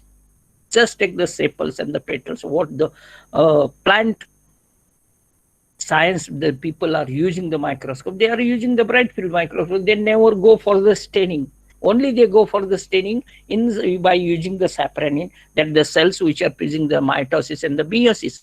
Because when you are using the onion cells at that time, they are semi-transparent in nature. So you cannot be visualize this. So that's why we are using the safranin by making the difference in the mitosis and the meiosis stage. So unless you prepare some sort of the contrast, if the object is semi-transparent, unless you make some sort of the contrast, you cannot be visualize the bacteria or anything under microscope. Try to understand. So bright field microscopy means we are keeping the dark image against the brighter background. Means you are staining the bacterial cell. So the best example is a monochrome. Dark field microscopy, you are staining the background by making some sort of the contrast. So initially I told you that unless you make some sort of the contrast, you cannot visualize the bacterial cell under microscope. Now, to enhance the contrast, now I want to see the internal structure. Now forget about the steering mechanism. I told you that. Say for example, I will tell you the mesosomes are present in the bacterial cell. Okay. Second thing, nucleic acid is present in the bacterial cell. The flagella is present in the bacterial cell. And second thing, pili is present in the bacterial cell. Some vacuoles are present in the bacterial cell. I want to observe in the live preparation. And now basic question comes, the refractive index of all the things are not the same one. Try to understand, this is very important. Hello? Hello? हा sir. आवाज येतोय? हो. Okay. So the refractive index of each object is different. So the people understand the refractive index by using the difference of the refractive index. By exploiting the refractive index, you can visualize the internal part of the bacterial cell. Now you might have studied. Now I'll tell you in the best example of when you are using the centrifugation method. Now you are talking about the techniques of the centrifugation. Sometimes you will go for 10,000 times, 10,000 RPM for centrifugation. Some heavy particles are there, they will settle at the 10,000. Then you will go 50,000. Then the particle who are smaller than the 10,000, they will settle at the 50,000. Then you go for 1 lakh. Then you can separate the material. So what you are using, the weight of the bacterial cell, indirectly density of the bacterial cell, that can be used, and you are exploited, and that you exploiting that, you are using the centrifugation, carrying out the centrifugation, and you getting the work done, that you are separating the bacterial, or you are separating the parts of the bacterial cell. Means you are exploited the weight. That is, indirectly you are exploiting the difference between the density of the internal parts which is present in case of the bacterial cell or any cell.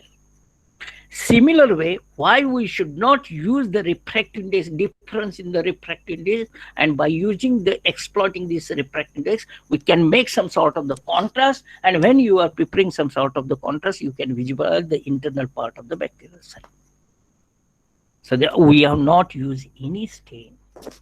This is one thing. We have not killed the bacterial cell. Do you understand? We have not used any stain here. But what we have used, we have made the difference in the refractive index between the what were the internal parts which are present in that. So is there, now my basic question is the refractive index of all internal parts which are present in the bacteria, is it same? Absolutely no. There is a little bit difference. If you see the mesosome, if you see the DNA which is present, if you see the vacuoles are there, if you see the protoplasm is there, if you see the cytoplasm, if you see the chloroplast, if you see the cell membrane, if you see the cell wall of the bacterial, flagella and pili, all almost all having the same refractiveness? Absolutely no. So you are exploiting the refractive index, and by exploiting the difference in the refractive index, you are visualizing the bacterial cell under microscope. Now I tell you the best example. I will ask you a question. Why you people are using the cedarwood oil under the oil immersion object? Hello? Hello? Yes? Yes, sir. Resolution increase करण्यासाठी, काय करण्यासाठी? रिझॉल्विंग power वाढवण्यासाठी. No, it's wrong. Anybody else? I will answer the question. Yes, anybody is having idea why we are using oil immersion? Objective oil. Same असते आ? Glass सोबत. Refractive index same असते ग्लासची आणि ऑइलची म्हणून. पण कशासाठी सेम, कशासाठी करायचं? कशासाठी सेम करायचं? Have you getting my point? Yes. कशासाठी सेम करायचं? Is it necessary to make it same? Yes, anybody else? Hello? Hello? My boy said, hello. Okay, I'll tell you one thing. Just understand this. Why we are using the Canada balsam or cedar wood oil. Now we are using the glycerin. Now, one thing is that you should know how the light microscope works. This is very important. Try to understand. Still, people are knowing that oil immersion objective. That means you are dipping your objective in the oil. So this is very important because oil immersion it should be immersed in the oil. But the majority of the students still they are not immersing oil immersion objective in the oil and they are showing the picture under microscope. Is it true? Hello? Hello? Hello? Yes, many students are there, they are showing like this. But basically, you understand oil immersion means you have to immerse the oil. This is one. Now, if you not immerse in that, what will happen?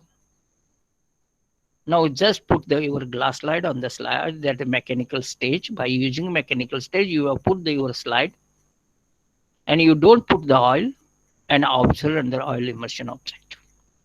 What will happen? You will get the picture, no doubt. A poor resolution, you will get the poor resolution. Now, my question is that why poor resolution you will get? Now, the question comes whatever light is reflecting from your biological matter, they are not entering inside your objective lens. Why they are not entering inside? Because the objective lens and your glass light in between there is a medium. That medium is called as a air, and the air has different refractive index, and the glass light have a different refractive index.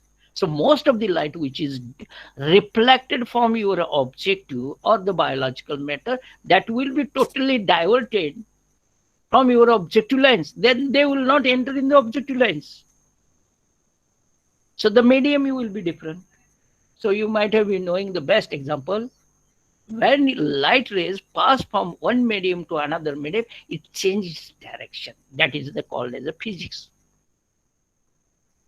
When light travels from one medium to another medium, it changes its direction. So if it makes the change in the direction, when medium is changed, because one medium is a glass, another medium is air, and third medium is a glass. So that's in between medium is air. So that's why most of the light is coming from your biological object. It will be diverted from your objective. And once it is going away from the objective, how you will get the picture? You will not get the picture under microscope. So one should make the medium safe. So this is your glass light. You put the oil which is having the refractive index 1.52 and the glass slide is having the refractive index 1.52. You immerse your objective lens. That is also glass. All mediums are will be same refractive index, and most of the light which is reflecting from your biological matter that should be enter in the objective lens, and the objective lens should be visualized by your eyepiece. Am I right? So for that purpose, we are using the oil. So making some index, refractive index one together and making the medium same. So that's why there is no another medium. So there is no question of the diverting of this. So that's why medium is not changed. So that's why whatever rays are reflecting from your biological matter, they are directly entering into your objective lens. And the objective main function of the objective lens, a formation of the real image. Sorry, formation of the virtual image. And once virtual image is formed, a real image is formed by your eyepiece. Do you understand? Yes? Yes? Yes, sir. Yes, sir. So you understand why we are using the oil. Because we are making the refractive index same and we are making the medium same. So that's what the most of the light which is refracted from your biological matter that should be entered. And then you are saying that it is coming in the sharp focus and you are getting the picture of the bacterial cell under the microscope. So this is the basic thing is there. Now you may ask question, so same phenomena is not with the high power and the low power. There also you are observing the bacterial cell because you are observing the hanging drop preparation under high power, not in oil immersion object.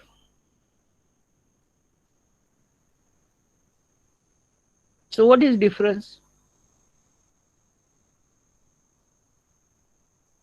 Now try to understand. This is very important one. Now what you are using, your fungal mounting is there. You are doing under low power and the high power. You are not using the oil emulsion object, but you are staying the fungus by using the Canada balsam. I'm sorry, I tell you lactophenol cotton blue. There also we are using the medium lactophenol because there should not be shrinkage of the cell. We are using the mounting medium. There is no connection of the mounting medium with your visualization of the your picture. That is very important. So one thing you are using the difference in the refractive index. By using the difference in the refractive index, we are visualizing the internal structure of the bacteria. We are not staining this. Try to understand there is a difference, and we are using this difference in the refractive index, and by using this difference in the refractive visualizing the bacterial cell, that is called as a phase contrast. Phase, that is also phase. Phase means what? It's a light. Contrast, there is difference in the light contrast. Yes, yes, there is a difference. How it is different? Now I'll tell you one thing, a simple example. You might, can you explain me the simple example of the phase contrast, light contrast? Yes, anybody? Hello? Hello? Anybody will explain this? Now I simple tell you. I will tell you an LED lamp has came. Before that, a simple lamp was there. Now LED bulb has come. Now LED tube light has come. Before that, simple tube light was there. Now that radium vapors have come. Difference is there. So the light contrast is different. Am I right? If you take 60 watts, different, that is different. Again different. If you increase that, the light will be different. So what is this difference? There are lights are different. Tana, Nipa, you might have visiting different light rays are there. Ultraviolet light is there. So the wavelength of the light is different.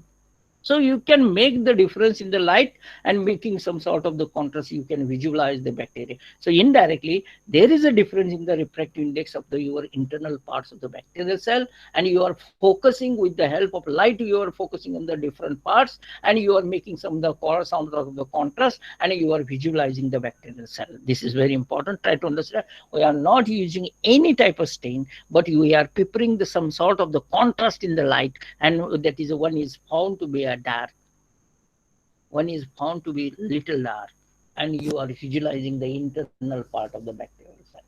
So this is very important. So this is the basic concept what we are studying. Now we will go for phase contrast microscopy. So what is the phase contrast microscopy?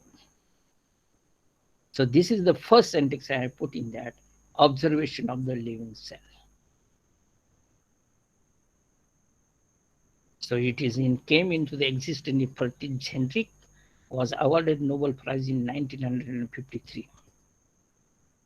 So he has invented the phase contrast microscopy. He was the first person that who observed the live cell under the microscope by making some sort of the difference in the phase. That is difference in the wavelength of the light. That is difference in the refractive index of the light. This is very important. Now we will start with the phase contrast microscope. If anybody have a question, yes.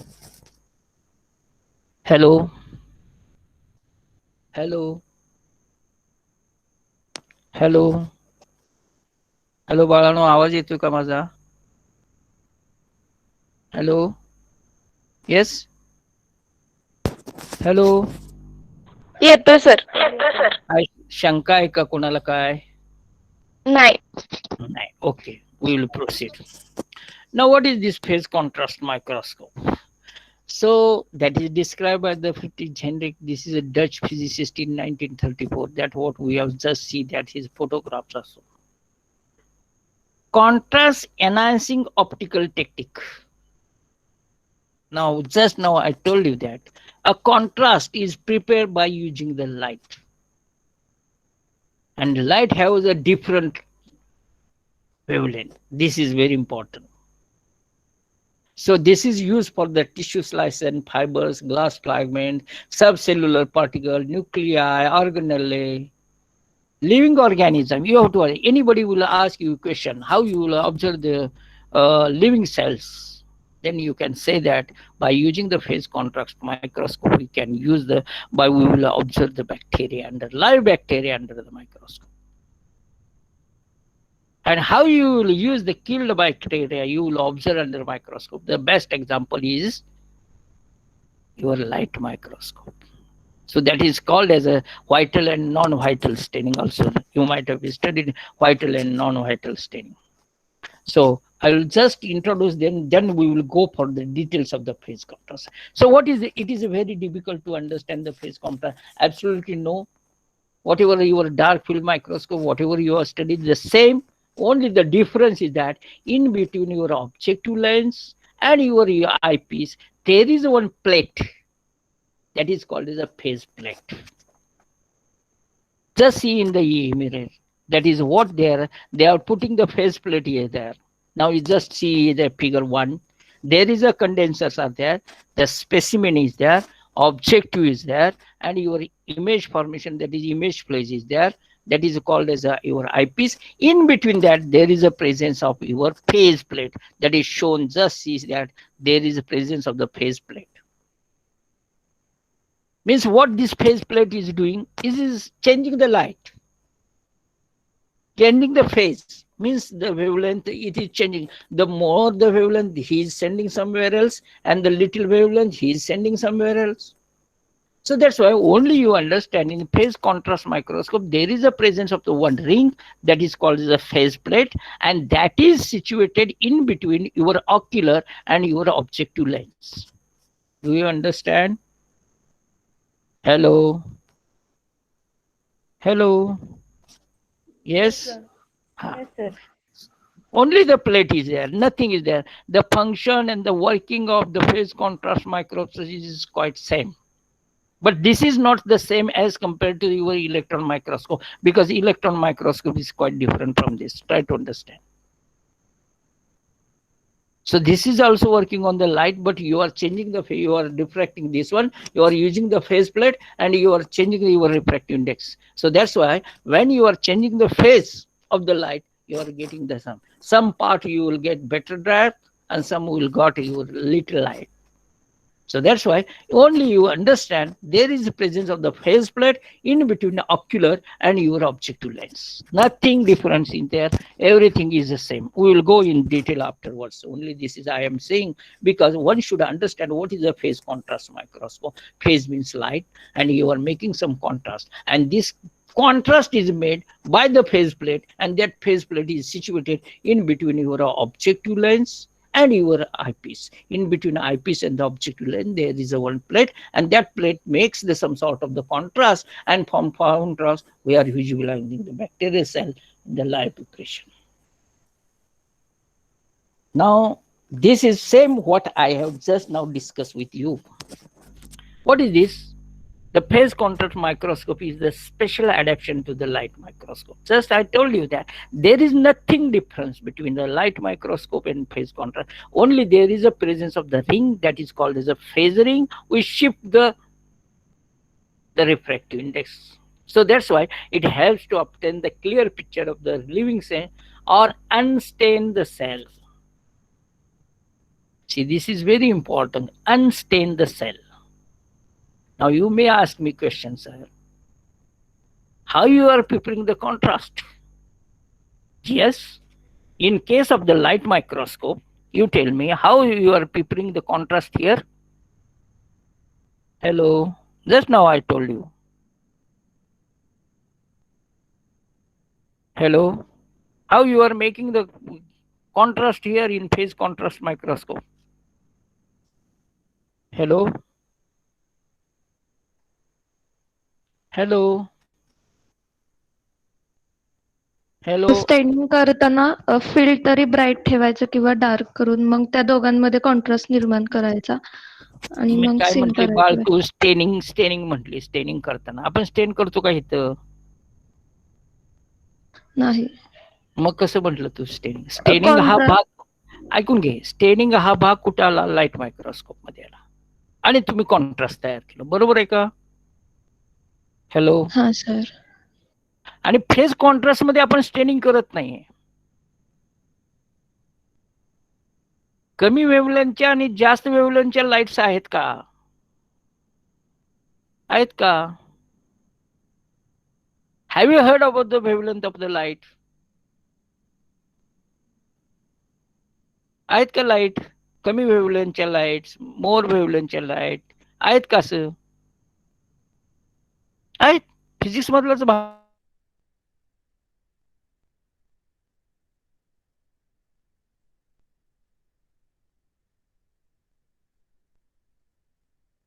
की आपण जी light येणार आहे त्यात कमी wavelength आणि जास्त वेव्हलेंथच्या light वेगवेगळ्या आहेत आणि त्या वेगवेगळ्या पडत असताना प्रत्येकाचा रिफ्रॅक्टिव्ह इंडेक्स वेगळा आहे आणि त्यामुळे तो कॉन्ट्रास्ट आहे.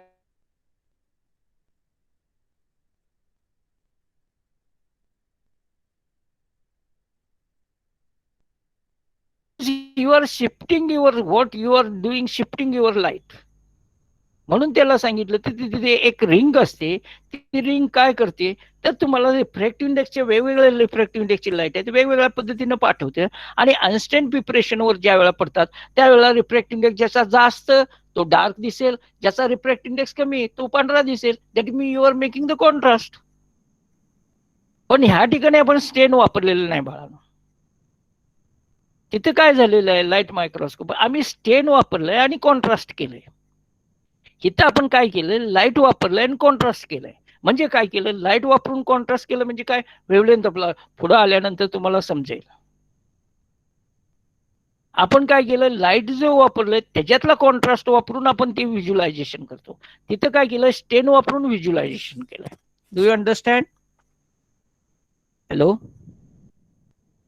Yes sir. हा, एक लक्षात ठेवा, फेज कॉन्ट्रास्ट मायक्रोस्कोप मध्ये कुठल्याही प्रकारचं स्टेन वापरत नाहीत. स्टेनिंग हा शब्द येता कामा नये. स्टेनिंग कुठे येतं, लाईट मायक्रोस्कोप मध्ये येतं. स्टेनिंग कुठे येतं, इलेक्ट्रॉन मायक्रोस्कोप मध्ये येतं. पण स्टेनिंग हे फेज म्हणून सांगितलं ना, phase contrast microscope is a live preparation. आणि लाईव्ह प्रिपरेशन असल्यावर तुम्ही स्टेन कसं करणार? माझा प्रश्न कळला? तुम्ही मला कोणी मगाशी सांगितलं hanging drop preparation. Yes, what is name of that boy? Yes sir. Hello. तुम्ही हँगिंग ड्रॉप प्रिपरेशन स्टेन करता का कधी? नाही करत. हा, मग ते जर करत नसाल तुम्ही तरी तुम्ही बघता का? हॅलो. Yes sir. तुम्हाला दिसतं लाईव्ह प्रिपरेशन असून दिसतं का नाही? हो. हॅलो. का दिसतं? माझा प्रश्न आहे. तुम्ही विचारलं का तुमच्या टीचरनं का दिसतं सर? हे लाईव्ह प्रिपरेशन आहे, आपण स्टेनिंग केल्याशिवाय दिसत नाही, तर ते कसं दिसतं? सेम थिंग इज देअर बाळानो. कारण there is some sort of the contrast your some sort. कारण खाली काय असतं, तुम्हाला कंडेन्सर आहे, कंडेन्सरच्या वर काय आयरिश डायफ्रॅम आहे. तशा पद्धतीचा आयरिश डायफ्रॅम तुम्ही व्हिज्युअलाइज करत असताना स्लाइड बघताना ठेवता का? नाही ठेवत. सो लाईव्ह प्रिपरेशन मध्ये कधी काय वेळा बघत असताना आपण काय करतो, येणाऱ्या किरणांच्या वेव्हलेंथ त्याचा रिफ्रॅक्शन मधला डिफरन्स जो आहे त्यामुळं रिफ्रॅक्टिव्ह इंडेक्स वेगवेगळ्या भागाचा असतो, वेगवेगळ्या इंटरनल पार्टचा, त्याचा फायदा घेऊन आपण कॉन्ट्रास्ट निर्माण करतो. मी पहिल्यांदा तुम्हाला सुरुवातीला सांगितलं, unless you make some sort of a contrast bacteria cannot be visible. म्हणून मी सांगितलं, ज्या वेळा जीवाणूचं अस्तित्व हे जगानं मान्य केलं त्यावेळेला दोन प्रश्न उपस्थित होते की जीवाणू बघायचे कसे. तो पहिला प्रश्न होता, तो छोटा साईज आहे, तर तो साईजचा प्रश्न सॉल्व्ह झाला मायक्रोस्कोप मध्ये आणि मायक्रोस्कोप चालू झाले बाजारामध्ये यायला. आता बाजारात मायक्रोस्कोप आल्यानंतर प्रश्न उपस्थित झाला, ही सेमी ट्रान्सपरंट, काचपट्टी पण सेमी ट्रान्सपरंट, बघायचं कसं? मग कन्सेप्ट ऑफ द स्टेनिंग आलं की त्याला आम्ही स्टेन करूया. म्हणून ते पाश्चरनं स्टेनिंग प्रोसिजर, अँटोनी रॉबर्ट कुश ह्या सगळ्यांनी मोठं कार्य केलं आणि नंतर कॉन्ट्रास्ट करून आपण ते बघायला सुरुवात केली. ठीक आहे, आता तिथपर्यंत मान्य आहे. आता सगळ्यांचा प्रश्न उपस्थित झाला, हे मेलेलं आपण बघतो, आता जिवंत कसं बघायचं? जिवंत पण बघता येतं का? इंटरनल पार्ट बघता येतात का? बघता येतात. तर ते कसं बघायचं, तर आपल्याला त्याच्यामध्ये कॉन्ट्रास्ट करायचं, लाईट मधला कॉन्ट्रास्ट करायचं, कारण रिफ्रॅक्टिव्ह इंडेक्स प्रत्येकाचे वेगळे. तोपर्यंत लोकांना कळलं की प्रत्येकाचा रिफ्रॅक्टिव्ह इंडेक्स आहे. ठीक आहे, आता 2000 टाइम्स मॅग्निफिकेशन पर्यंत आपण आलो. आता आपल्याला 2000 टाइम्स मॅग्निफिकेशनच्या वर जायचं आहे. आपल्याला 1,00,000 मॅग्निफिकेशन करायचं आहे, तर काचेनं शक्य आहे का? Absolutely no. By using the glass magnification is not possible. ठीक आहे, काही वेळा तुम्ही म्हणाल की पॉसिबल आहे. ठीक आहे, पॉसिबल असलं तर one you can not get the sharp image, blood picture you will get. मग ब्लड पिक्चरचा सायन्स मध्ये उपयोग आहे का? यू टेल मी, आहे का? हॅलो, नाहीये सर. तर ब्लड पिक्चर असतं तर आज तुम्ही काय केलं असतं, मायटोकॉन्ड्रियाला क्लोरोप्लास्ट म्हटलं असतं, क्लोरोप्लास्टला मायटोकॉन्ड्रिया म्हटलं असतं. म्हणून इलेक्ट्रॉन मायक्रोस्कोप अस्तित्व आलं की ज्याचं मॅग्निफिकेशन एवढ्या टाइम होतं. म्हणून आता तुम्हाला जे काय आयताकृती स्ट्रक्चर आहे म्हणून तुम्ही त्याला क्लोरोप्लास्ट म्हणता, लांबुकळ जे स्ट्रक्चर आहे त्याला तुम्ही हे म्हणता. पुन्हा तुम्हाला एंडोप्लाझ्मिक रेटिक्युलम करायला लागलं, न्यूक्लियस राऊंड असतं हे करायला लागलं, क्रोमोसोम एक्सेप्ट असतात हे कळायला लागलं. हे this is concept of the electron microscope. म्हणजे ही ग्रोथ होत गेलेली आहे. म्हणजे साध्या सिंपल मायक्रोस्कोप पासून, म्हणजे यात अँटोनी हॉर्न लिहू नको, सिंपल लेन्स केलं, त्या लेन्स पासून ती जर्नी चालू झाली. त्याला 400 टाइम्स मॅग्निफिकेशन केलं. आपण 1000 टाइम्स मॅग्निफिकेशन कंपाऊंड मायक्रोस्कोप मध्ये करतो. 2000 टाइम्स मॅग्निफिकेशन कंपाऊंड मायक्रोस्कोप होतं. 2,00,000 टाइम्स मॅग्निफिकेशन त्या ह्याच्यामध्ये होतं इलेक्ट्रॉन मायक्रोस्कोप. ही ग्रोथ आहे. पण ह्यामध्ये कुठेही ब्लड पिक्चर येत नाही. प्रत्येकाचे काहीतरी लिमिटेशन्स आहेत. म्हणून आपल्याला ज्या वेळा कंपाऊंड मायक्रोस्कोपचं लिमिटेशन आलं आणि त्यामध्ये सगळं मेलेले सेल बघायचे, म्हणजे इंटरनल पार्ट कुठे बघायचे, बघणं शक्यच नाही ना. मग त्यांनी काय केलं, लाईव्ह प्रिपरेशन बघायला चालू. मग काय केलं तर रिफ्रॅक्टिव्ह इंडेक्स मधला फरक करून फेज कॉन्ट्रास्ट मायक्रोस्कोप. मग पुन्हा फ्लोरोसंट मायक्रोस्कोप आलं की स्टेन देऊन आपल्याला बघता येते का, ते पुढच्या भागामध्ये आपण शिकू. ते झालं की लगेच इलेक्ट्रॉन मायक्रोस्कोपचा कन्सेप्ट आला. म्हणजे टप्प्याटप्प्यानं प्रत्येकाचे लिमिटेशन्स आहेत, ते लिमिटेशन सोडवत. म्हणजे याचा अर्थ असा नाही की आपल्याला कंपाऊंड मायक्रोस्कोपचा काही उपयोग नाही. कंपाऊंड मायक्रोस्कोपचा उपयोग आहे, पण त्याला लिमिटेशन्स आहेत. 100 टाइम 1000 टाइम्स मॅग्निफिकेशन मध्ये. म्हणजे काय, आता आपल्याला लाईव्ह बघायचं आहे, स्टेन करायचं नाही. मग लगेच काय इलेक्ट्रॉन मायक्रोस्कोप मध्ये जायचं का? Yes, hello. म्हणजे तुम्ही नाही सर. 1000वर नाही 1,00,000वरच मॅग्निफिकेशन मागणार का? हॅलो. आणि नाही जर सर, आधी लाईट किंवा ब्राईट मायक्रोस्कोप यूज करणार. कारण का दॅट इज नॉट अफोर्डेबल असो. कारण का इन इलेक्ट्रॉन मायक्रोस्कोप मध्ये स्लाइड प्रिपरेशन करायची असेल तर त्याला कित्येक वर्ष आणि महिने जातात. प्रिपरेशन ऑफ युअर स्लाइड और बायोलॉजिकल मॅटरचं प्रिपरेशन करायला तेवढे. आता इथं तर तुम्हाला किती वेळ लागतो, 2 सेकंदामध्ये तुम्ही स्मेअर तयार करता. बरोबर तर करता का नाही? एक सस्पेन्शनचा लूप घेतला आणि तुमच्या स्लाइडवर पसरवला आणि एअर ड्राय केलं की तुमचं स्मेअर तयार झालं. तसं इलेक्ट्रॉन मायक्रोस्कोप मध्ये आहे का? Absolutely no. कित्येक महिने जातात, कित्येक वर्ष जातात. मग तेवढ्यासाठी आपण वेट करायचं का?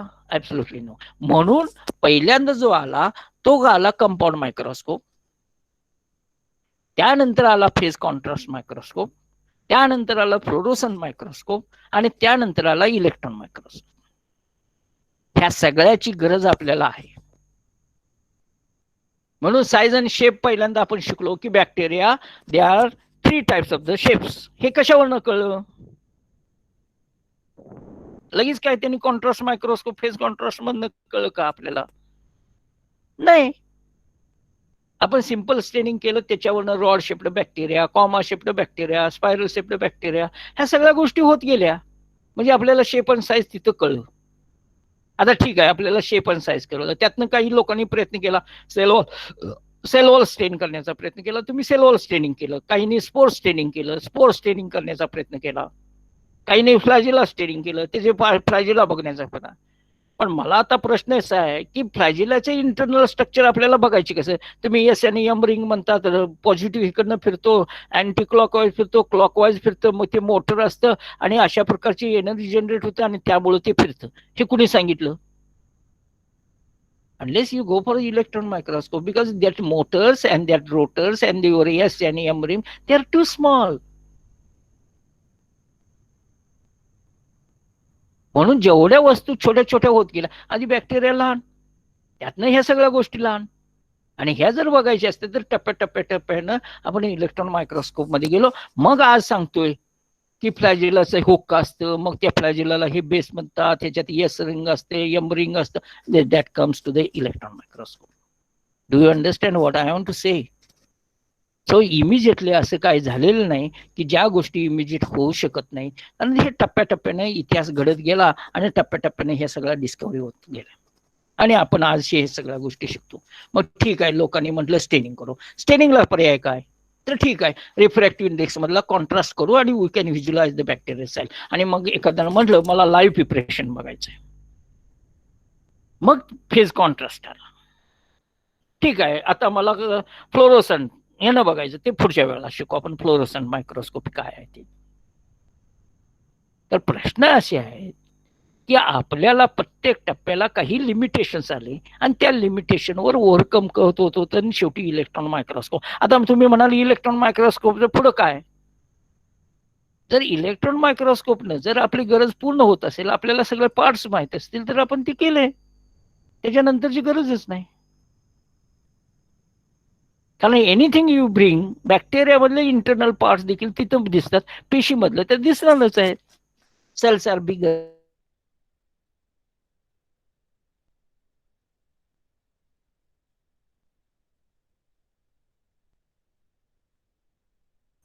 हॅलो, हा बाळानो, लक्षात येते का? हॅलो. हो सर, येत आहे. Okay.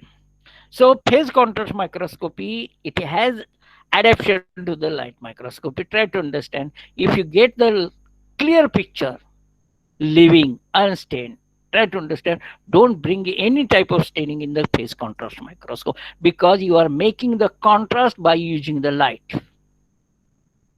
And in light microscope, you are using the stain and making the contrast.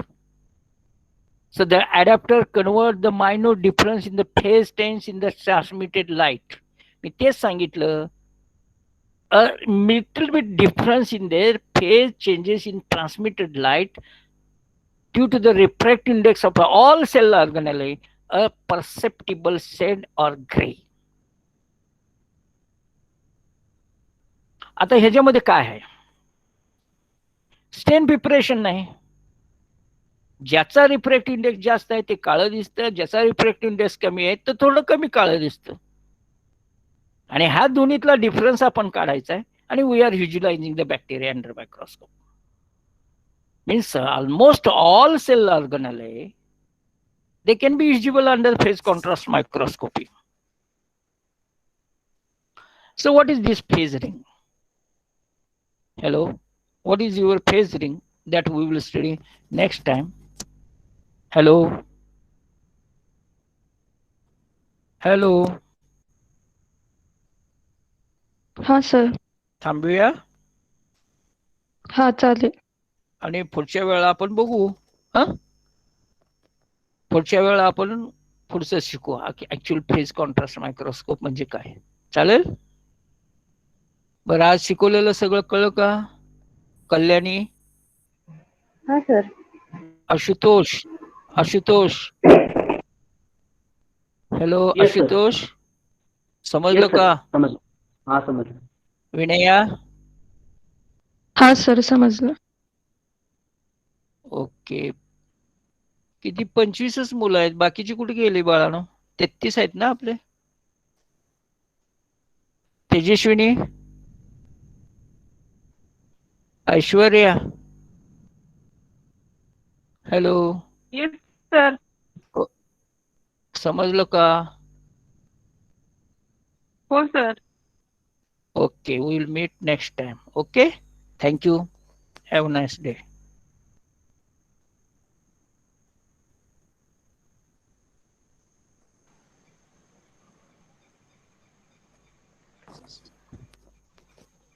Hello, good morning. Hello. हा सर, बंडू. हा सर कंटिन्यू करतो. Okay okay thank you thank you.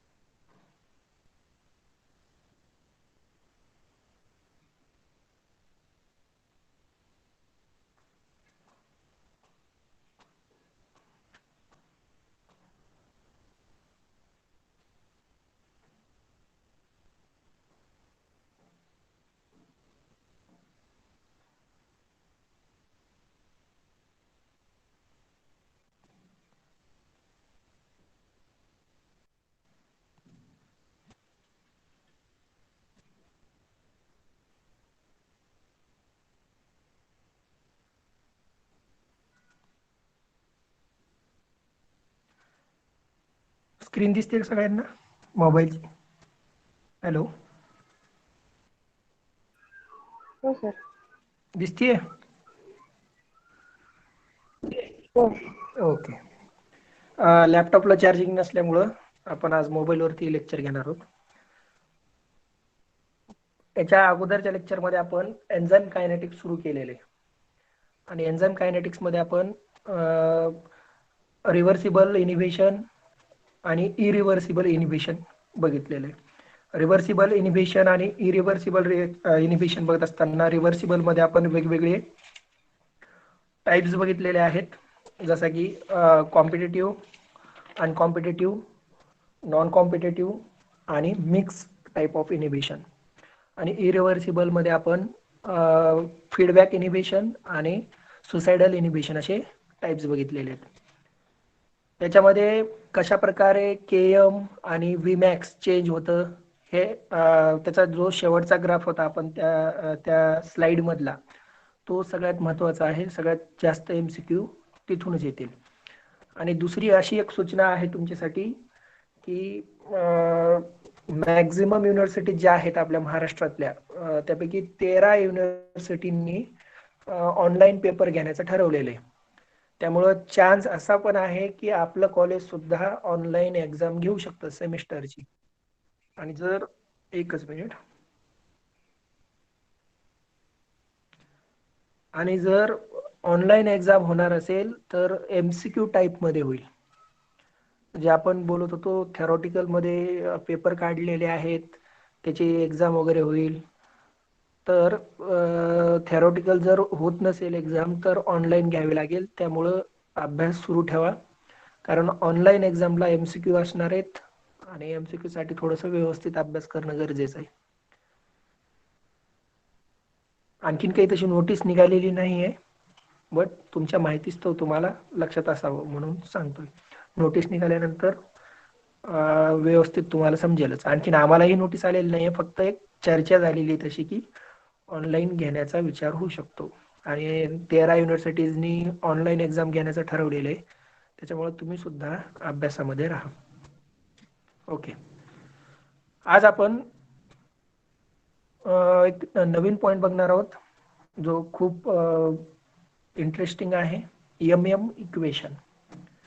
आता हे बोर्डवरती डिस्प्ले म्हणजे बोर्डवरती लिहून वगैरे तुम्हाला समजून सांगण्यात आता आपल्याकडे थोडं हे नाही आहे, तर त्यामुळं थोडंसं समजून घेण्याचा प्रयत्न करा. एकदम सोपं इक्वेशन आहे आणि जर नाहीच समजलं तर मग याच्यासाठी आपण एखादा व्हिडिओ शूट करेल मी बोर्डवरती लिहून, आणि तो व्हिडिओ तुम्हाला ग्रुपवरती किंवा ऑनलाईन तुम्हाला जॉईन करेल त्या व्हिडिओसाठी. कारण हे इक्वेशन महत्वाचं आहे, याच्यावरती क्वेश्चन सुद्धा विचारतात भरपूर. MM equation.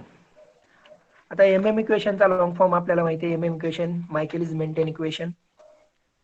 याच्यामध्ये सिंगल सब युनिट इन्व्हॉल्व आहे, हे आपण प्रिव्हियस लेक्चर मध्ये बघितलेले. MM इक्वेशनचा जो ग्राफ आहे बेसिक पाठीमागच्या युनिटमध्ये पाठीमागच्या लेक्चरमध्ये जे आपण बघितलेले ते आपण फक्त रिव्हिजन देतोय. पाठीमागच्या लेक्चरमध्ये आपण म्हटलं की MM इक्वेशनचा जो ग्राफ आहे तो रेक्टँग्युलर हायपरबोलिक कर्व आहे. Rectangular hyperbolic curve. MM equation मध्ये काही टर्म्स बघायचे आहेत आपल्याला, जसं की V0 हे आपल्याला बघायला भेटेल. V0 मीन्स वेलोसिटी, V0 म्हणजे वेलोसिटी. त्याच्यानंतर बघायचं आपल्याला Vmax, मॅक्झिमम वेलोसिटी म्हणून आपण त्यांना, Vmax म्हणजे मॅक्झिमम वेलोसिटी. त्याच्यानंतर आपल्याला बघायचं आहे Km, Km म्हणजे MM कॉन्स्टंट किंवा हाफ ऑफ Vmax असं सुद्धा म्हणतो आपण Km ला, हाफ ऑफ Vmax. त्याच्यानंतर S for substrate and E for enzyme, ES for enzyme substrate complex.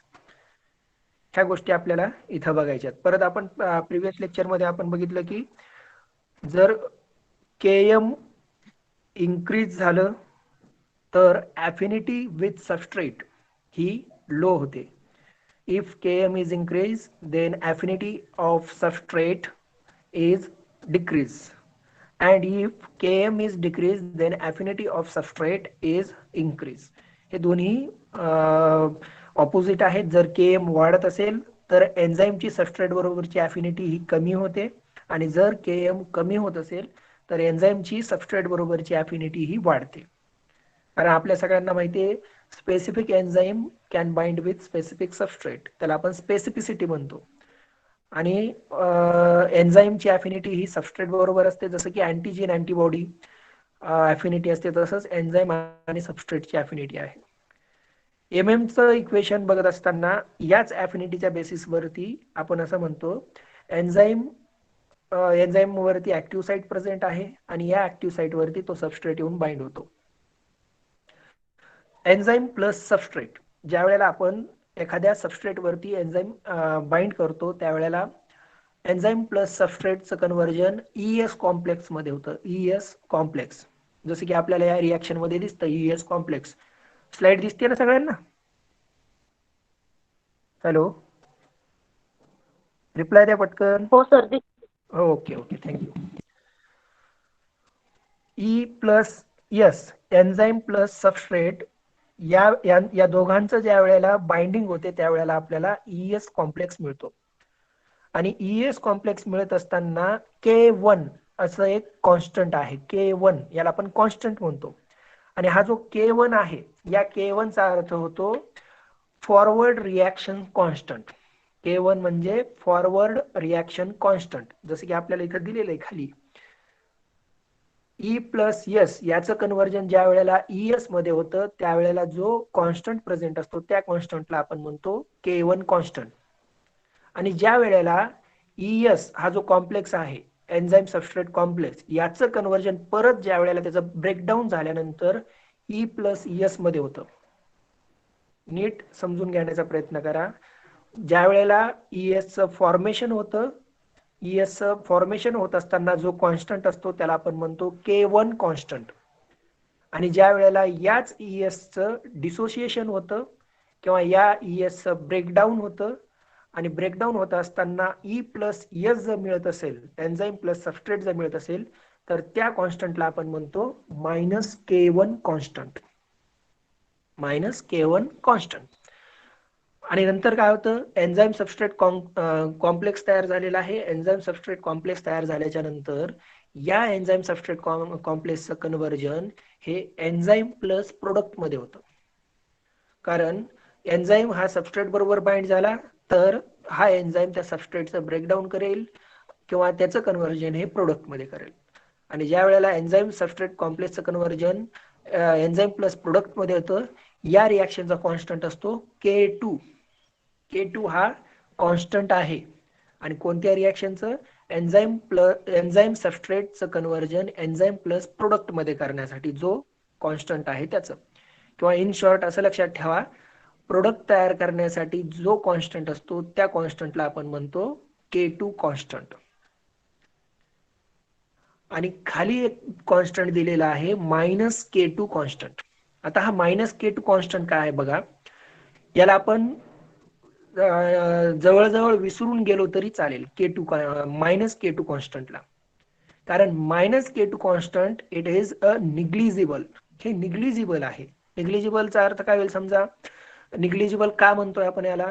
कारण इनिशियल फेजला इनिशियल फेजला या एन्झाईम इनिशियल फेजला आपण असं सांगू शकत नाही की लगेच लगेच प्रोडक्ट तयार झालेला आहे आणि लगेच प्रोडक्ट तयार होऊन एन्झाईम प्लस प्रोडक्ट याचं कन्व्हर्जन परत ES मध्ये होईल हे आपण लगेच सांगू शकत नाही इनिशियल फेजला. At initial phase, we cannot say that enzyme plus product is converted into enzyme substrate complex. कारण हा -K2 चा ॲरो कुठे दाखवलेला आहे, ES कडे दाखवलेला आहे आणि ES कडे दाखवलेला याचा अर्थ काय, ES तयार होण्याची प्रोसेस आहे ती आणि इनिशियल फेजला हे आपण लगेच सांगू शकत नाही. त्याच्यामुळे हे पॉइंट लगेच क्लिअर करून घ्या. -K2 हे निग्लिजिबल असतं, त्याला आपण विसरलं तरी चालेल, फक्त हे रिॲक्शन मध्ये तुम्हाला समजावं म्हणून हे टाकलेलं आहे. कारण इनिशियल फेजला हे आपण लगेच तसं सांगू शकत नाहीत. टोटल 4 कॉन्स्टंट आहेत, K1 -K1 K1 एक आहे, -K1 K2 -K2. त्यापैकी -K2 विसरलं तरी किंवा निग्लिजिबल आहे असं लक्षात ठेवा. आता हा जो MM इक्वेशन आहे हे वेगवेगळ्या पुस्तकामध्ये तुम्हाला वेगवेगळ्या फॉर्मॅटमध्ये सोडवलेलं दिसेल, सॉल्व्ह केलेलं दिसेल, पण याचा जो सगळ्यात शेवटचा इक्वेशन आहे MM इक्वेशनचा तो सगळ्यामध्ये कॉमन असणार आहे. फक्त ती जी ट्रिक्स आहे ती ट्रिक्स सगळ्यांची वेगवेगळी असेल, सगळ्या बुकमध्ये असू द्या किंवा तुम्ही जो तुमचा सोर्स असेल तिथून. ओके, K1 याला आपण फॉरवर्ड रिॲक्शन कॉन्स्टंट म्हणू. फॉरवर्ड म्हणजे पुढे जाणारा. हा जो ॲरो आपल्याला दिसतोय ES कडे जाणारा त्याला आपण फॉरवर्ड रिॲक्शन कॉन्स्टंट म्हणतोय, किंवा यालाच तुम्ही rate of formation of ES असं म्हणलं तरी चालेल. कारण हा K1 कॉन्स्टंट काय करतोय, एन्झाईम प्लस सबस्ट्रेटचं कन्व्हर्जन ES मध्ये करतोय, एन्झाईम सबस्ट्रेट कॉम्प्लेक्स मध्ये करतोय आणि जेवढे जास्त ES तयार होतील तेवढे जास्त प्रोडक्ट तयार होणार आहेत. ही एक गोष्ट लक्षात ठेवा, जेवढे जास्त ES तयार होतील तेवढे जास्त प्रोडक्ट तयार होतील आणि Vmax अचीव्ह करायला आपल्याला सोपं जाईल. हे झालं rate of formation of ES, याला आपण K1 असं म्हणतो. आणि -K1 आणि K2, -K1 and K2 is called reverse reaction constant. याला आपण रिव्हर्स रिॲक्शन कॉन्स्टंट म्हणू किंवा rate of dissociation of ES म्हणलं तरी चालेल. ES चं ब्रेकडाऊन होतो या ठिकाणी, त्याला तुम्ही rate of breakdown of ES असं म्हणलं तरी चालेल. कारण ES चं काय होतंय, ब्रेकडाऊन. आता ES चं ब्रेकडाऊन कसं होतं बघा, -K1 मध्ये काय होतंय, -K1 मध्ये या ES चं कन्व्हर्जन एन्झाईम प्लस सबस्ट्रेट मध्ये होतं आणि K2 मध्ये काय होतं, या ES चं ब्रेकडाऊन होतं आणि त्याचं कन्व्हर्जन एन्झाईम प्लस प्रोडक्ट मध्ये होतं. त्यामुळे हे फक्त कॉन्स्टंट ठेवलेले आहेत. K1, -K1 आणि K2 हे 3 कॉन्स्टंट आपल्या सध्या कामाचे आहेत, जे की या इक्वेशन मध्ये आपल्याला कामाला येतील.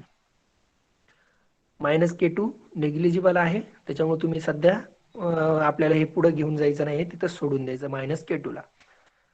Okay, after some time substrate decrease and product increase.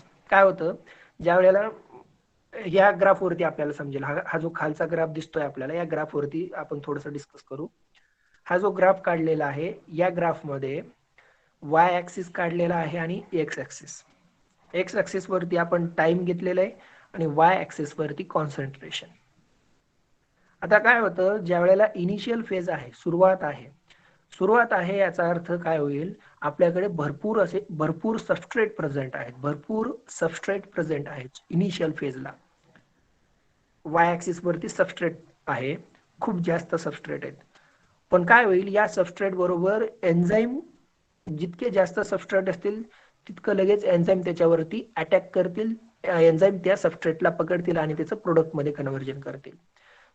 Initial फेजला सबस्ट्रेट जास्त आहे पण एन्झाईमने त्याच्यावरती अटॅक केलं, त्याचं कन्व्हर्जन प्रोडक्ट मध्ये करतायत, म्हणून या सबस्ट्रेटचं कॉन्सन्ट्रेशन काय होतं, आता जसं थोडं टाइम पुढे जाईल तसं या सबस्ट्रेटचं कॉन्सन्ट्रेशन हे खूप कमी झालेलं आहे. हे बघा, Y ऍक्सिस वरती जी ती रेष दाखवलेली आहे, ती रेष डायरेक्ट अशी आपण खाली X ऍक्सिस कडे दाखवलेली आहे. याचा अर्थ काय, सबस्ट्रेटचं कॉन्सन्ट्रेशन हे नंतर हळूहळू जसं जसं टाइम वाढेल तसं तसं सबस्ट्रेटचं कॉन्सन्ट्रेशन हे कमी होतंय. त्याचबरोबर सबस्ट्रेटचं कॉन्सन्ट्रेशन कमी होतंय, पण सबस्ट्रेटचं कॉन्सन्ट्रेशन कमी होत असतानाच प्रोडक्टचं कॉन्सन्ट्रेशन वाढतंय. प्रोडक्टचं कॉन्सन्ट्रेशन का वाढतं? कारण सबस्ट्रेट वरती एन्झाईम बाइंड होतोय आणि प्रोडक्ट वरती एन्झाईम बाइंड होतो, ES कॉम्प्लेक्स तयार होत आहेत आणि ES कॉम्प्लेक्स तयार झाल्यामुळे प्रोडक्ट सुद्धा जास्त होत आहेत. पण एक अशी वेळ येते ज्याच्यामध्ये एन्झाईम प्लस सबस्ट्रेट किंवा ES कॉम्प्लेक्स जो आहे, ES कॉम्प्लेक्स हे आता जास्त बनत पण नाहीत आणि जास्त काय म्हणू आपण, जास्त तयार पण होणार नाहीत आणि जास्त डिसोसिएट पण होणार नाहीत. एक त्यांची कंटिन्युअस अशी स्टेडी फेज म्हणतो आपण, स्टेडी फेज मध्ये किंवा स्टेडी फेज, या स्टेडी फेज मध्ये ES कॉम्प्लेक्स जातो. याचा अर्थ काय? Rate of formation of ES is equal to rate of breakdown of ES. हे दोन्ही इक्वल असतात. फॉर्मेशन ES तयार होण्याची प्रोसेस आणि ES ब्रेक होण्याची प्रोसेस हे दोन्ही इक्वल असतात. या फेजला आपण म्हणतो स्टेडी फेज. आणि हा ग्राफ हे आपल्याला लक्षात ठेवावं लागेल. इनिशियल फेज मध्ये आपल्याला असं बघायला भेटणार आहे. After some time substrate decrease and product increase and ES complex is also increase, but after some time it is stable. ES complex काय होणार आहे? स्टेबल. ES कॉम्प्लेक्स स्टेबल होतो म्हणजे ES कॉम्प्लेक्स हा स्टेडी फेज मध्ये जातो. Steady phase. And in study phase rate of formation of ES will be 0. Study phase मध्ये काय होतं? आपण ग्रोथ कर्व बघत असताना आपण काय म्हणतो? तो बॅक्टेरिया, तो पर्टिक्युलर बॅक्टेरियाची डेथ पण होत नाही आणि त्या पर्टिक्युलर बॅक्टेरियाची ग्रोथ पण होत नाही. म्हणजे तो आता काय आहे? स्टेडी फेज मध्ये आहे. दोन्ही ग्रोथ आणि डेथ दोन्ही इक्वल आहेत. त्या फेजला आपण काय म्हणतो? Steady phase. तसंच या फेज मध्ये सुद्धा ES हा स्टेडी फेज मध्ये असतो आणि ES स्टेडी फेज मध्ये असल्यामुळे आपण असं म्हणतो की rate of formation of ES will be 0. ES may be stable because rate of formation of ES is equal to rate of dissociation of ES. याला आपण असंही म्हणू शकतो K1 is equal to K minus 1 into K2 असं म्हणलं तरी चालेल. हे झालं बेसिक थोडीशी कन्सेप्ट. हे आपल्याला MM इक्वेशन साठी आवश्यक आहे. MM इक्वेशन साठी एवढं लक्षात ठेवा की स्टेडी फेज मध्ये rate of formation of ES enzyme substrate complex will be 0. Okay. आणि परत या पहिल्या पेजवरून आपल्याला काय काय लक्षात ठेवायचंय? Rate of formation of ES is equal to rate of formation of dissociation ES. हे काही पॉइंट्स लक्षात ठेवा. ओके. ह्याच्यामध्ये काही डाऊट्स आहेत कोणाला?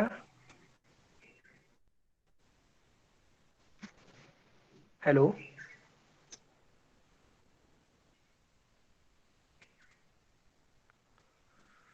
1 2 3 4 5 6 7 8 18 मुलं आहेत. ह्याची स्क्रीनशॉट काढलेली मी.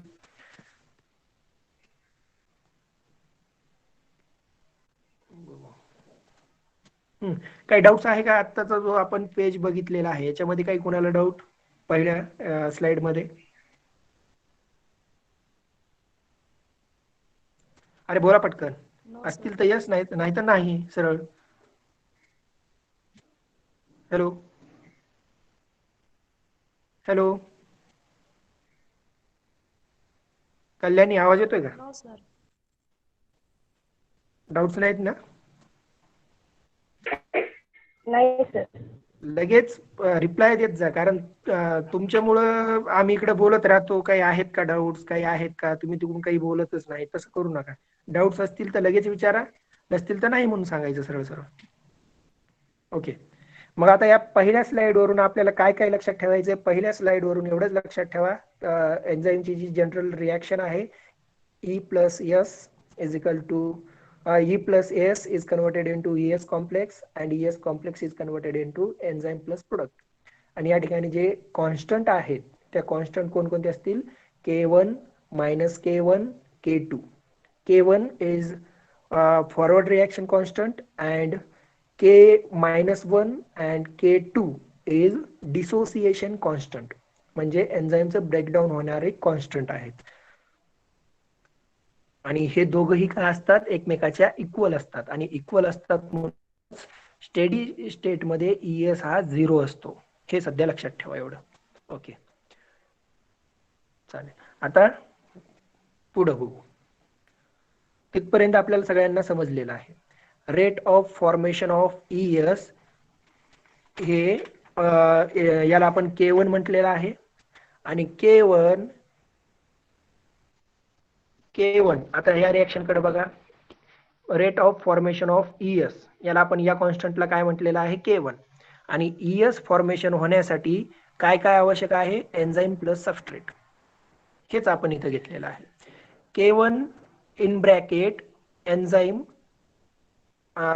इंटू इन ब्रॅकेट सबस्ट्रेट, हे आपण घेतलेलं आहे rate of formation of ES, किंवा त्याला आपण K1 म्हटलेलं आहे. आणि K1 किंवा ES तयार होण्यासाठी आपल्याला ही रिॲक्शन आवश्यक आहे. K1 into in bracket E in bracket S, हे झालं rate of formation of ES. याच्यामध्ये डाऊट्स नाही? Okay. Rate of dissociation of ES. आता त्या ES ला ब्रेकडाऊन करणारा जो कॉन्स्टंट आहे, ES चं ब्रेकडाऊन करणारे जे कॉन्स्टंट आहेत -K1 आणि K2. आता ही रिॲक्शन आपल्याला बघायची -K1 आणि K2 ची. आता हा जो ES आपल्याला दिसतोय, या ES चं ब्रेकडाऊन होत असताना -K1 हा काय करतोय, ES चं कन्व्हर्जन हा E प्लस ES मध्ये करतोय. म्हणजे त्या एन्झाईम सबस्ट्रेटचं तो ब्रेकडाऊन करतोय आणि कन्व्हर्जन ES मध्ये करतोय. हे झालं -K1 कॉन्स्टंट. आणि हा K2 काय करतोय, K2 सुद्धा एन्झाईम सबस्ट्रेट कॉम्प्लेक्सचा ब्रेकडाऊन करतोय आणि ब्रेकडाऊन करून या एन्झाईम सबस्ट्रेट कॉम्प्लेक्सचं कन्व्हर्जन E प्लस P मध्ये करतोय.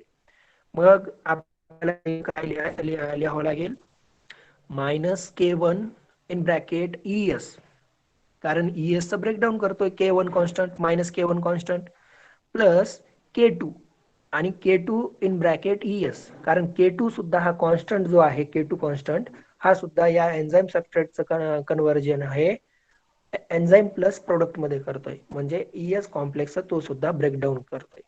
हे आपल्याला इथं सध्या लक्षात ठेवायचं आहे. मग यालाच आपण व्यवस्थित इक्वेशन मध्ये मांडून घेऊ. आणि इक्वेशन मध्ये मांडून घेतल्यानंतर आपल्याला काय भेटेल, वरचा जो रेट ऑफ फॉर्मेशनचा इक्वेशन घेतला आपण खाली, आणि रेट ऑफ डिसोसिएशनचा इक्वेशन सुद्धा समोरासमोर घेतलेलं आहे. कारण हे दोन्ही एकमेकाच्या इक्वल असतात. दोन्ही एकमेकाच्या इक्वल आहेत, बरोबर आहेत दोन्ही, equivalent. K1 in bracket E into in bracket S is equal to K-1 in bracket ES plus K2 in bracket ES. हे आपण व्यवस्थित मांडून घेतलेले. वरचे जे इक्वेशन आहेत, rate of formation of ES is equal to rate of dissociation of ES, हेच आपण या इक्वेशन मध्ये व्यवस्थित मांडून घेतलेले. मग आता याला काय करायचं, आपल्याला याला व्यवस्थित अरेंजमेंट करून घेऊयाची. कारण हा जो वरचा इक्वेशन दिसतोय आपल्याला, K1 in bracket E in bracket ES is equal to K-1 in bracket ES plus K2 in bracket ES, हा जो इक्वेशन आहे याची अरेंजमेंट व्यवस्थित करून घेऊ. आणि अरेंजमेंट व्यवस्थित करत असताना आपण काय करणार आहेत, हा जो डिसोसिएशन कॉन्स्टंट आहे, डिसोसिएशन कॉन्स्टंट, त्या ठिकाणी दोन ES आपल्याला दिसत आहेत आणि ते दोन्ही ES आपण एकच ES म्हणून कॉमन घेऊ. ES टेकन ॲज ए कॉमन, ES आपण हे कॉमन घेऊ.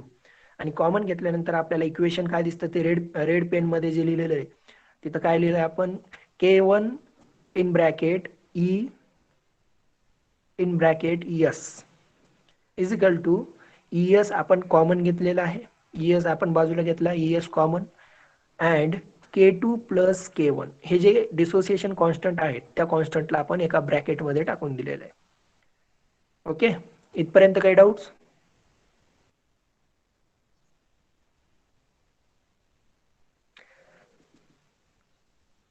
Total enzyme involved in reaction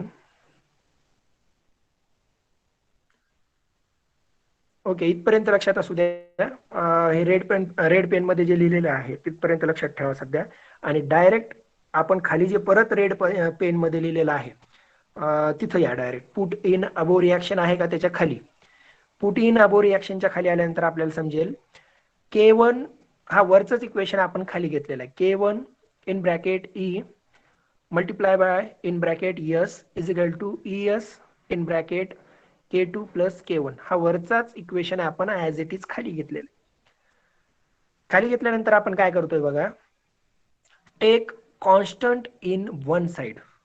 हा इक्वेशन आपण खाली घेतलेला आहे. खाली घेतल्यानंतर या ह्याच्यामध्ये जे कोणते कॉन्स्टंट आहेत ते सगळे कॉन्स्टंट आपण एका साईडला घेऊ. कोणकोणते कॉन्स्टंट आहेत? K1 constant, K minus constant आणि K2 कॉन्स्टंट. या सगळ्या कॉन्स्टंटला आपण एका बाजूला घेऊ आणि एका बाजूला घेतल्यानंतर आपल्याला इक्वेशन असा भेटेल. इक्वेशन कसा भेटणार आहे? याचीच आपण रिअरेंजमेंट करू वरच्या इक्वेशनची आणि रिअरेंजमेंट करून आपल्याला इक्वेशन असा भेटेल. इन ब्रॅकेट हा डाव्या साईडचा जो फॉरवर्ड रिॲक्शन आहे किंवा फॉर्मेशन ऑफ ES जो इक्वेशन आहे K1 इन ब्रॅकेट E, त्या ठिकाणचा K1 आपण काढून इकडं डिवायडेशन मध्ये पाठवून दिलेला आहे भागाकार मध्ये. E in bracket S divided by ES आणि इकडला जो ES आहे तो ES परत इकडं डिवायडेशन मध्ये येईल. कारण हे K1 K2 आणि K-1 हे आपल्याला एका साईडला घ्यायचे आणि एका साईडला घेत असताना हे अशा प्रकारची रिअरेंजमेंट आपण केलेली. रिअरेंजमेंट झाली आता आणि रिअरेंजमेंट झाल्याच्या नंतर आपल्याला असं समजतं की K2 plus K-1 divided by K1 हे जे कॉन्स्टंट आहेत या तिन्ही कॉन्स्टंटचा मिळून ऍज इज इक्वल Km. हे तिन्ही कॉन्स्टंट एकत्र मिळून काय मिळतं आपल्याला? Km मिळतं. त्याच्यामुळे आपण सरळ सरळ असं करू K2 plus K-1 divided by K1 is equal to Km आणि आपण Km या ठिकाणी टाकून द्यायचं आपल्याला. आणि Km टाकून दिल्यानंतर आपल्याला इक्वेशन कसं भेटलेलं आहे? In bracket E multiply by in bracket S divided by ES is equal to Km. हे अशा प्रकारे आपल्याला हे इक्वेशन भेटलेलं आहे. इक्वेशन Km पर्यंत भेटलंय. मग आपण काय करणार? या इक्वेशन मध्ये आता फ्री एन्झाईमचा आपल्याला एक पॉइंट ऍड करायचा आहे, फ्री एन्झाईम. आता फ्री एन्झाईम काय असतं? फ्री एन्झाईम आणि बाउंड एन्झाईम असे दोन प्रकारचे एन्झाईम आहेत. फ्री एन्झाईम आणि बाउंड एन्झाईम. फ्री एन्झाईम म्हणजे काय? जो मोकळा एन्झाईम आहे, फ्री, जो कुणाबरोबरही बाइंड झालेला नाही, त्या एन्झाईमला आपण काय म्हणू? Free enzyme. आणि दुसरा असतो बाउंड एन्झाईम. आता या MM क्वेश्चन मध्ये जर आपण बाउंड एन्झाईमचा विचार करणार असू तर बाउंड एन्झाईम असेल ES. एन्झाईम सबस्ट्रेट कॉम्प्लेक्स मध्ये जेवढे एन्झाईम आहेत ते काय असतील? बाउंड एन्झाईम असतील. आणि जे या सबस्ट्रेट बरोबर बाइंड झालेले नाहीत त्या एन्झाईमला आपण काय म्हणू? Free enzyme. आता आपल्याला जर समजा फ्री एन्झाईम काढायचे किंवा टोटल एन्झाईम जर काढायचे असतील या रिॲक्शन मध्ये टोटल एन्झाईम किती आहेत तर आपण सरळ सरळ काय करणार? या MM इक्वेशन रिॲक्शन मध्ये किंवा इक्वेशन मध्ये टोटल एन्झाईम किती आहेत हे आपल्याला काढायचं आहे. आपण सरळ सरळ काय करणार? आपण सरळ सरळ असं करू, त्या एन्झाईम सबस्ट्रेट कॉम्प्लेक्स मध्ये किती एन्झाईम आहेत हे आपण चेक करणार. प्लस जे एन्झाईम सबस्ट्रेट बरोबर बाइंड झालेलेच नाहीत या दोघांचं ऍडिशन करू आपण. Total enzyme involve in reaction is equal to free enzyme plus enzyme substrate complex.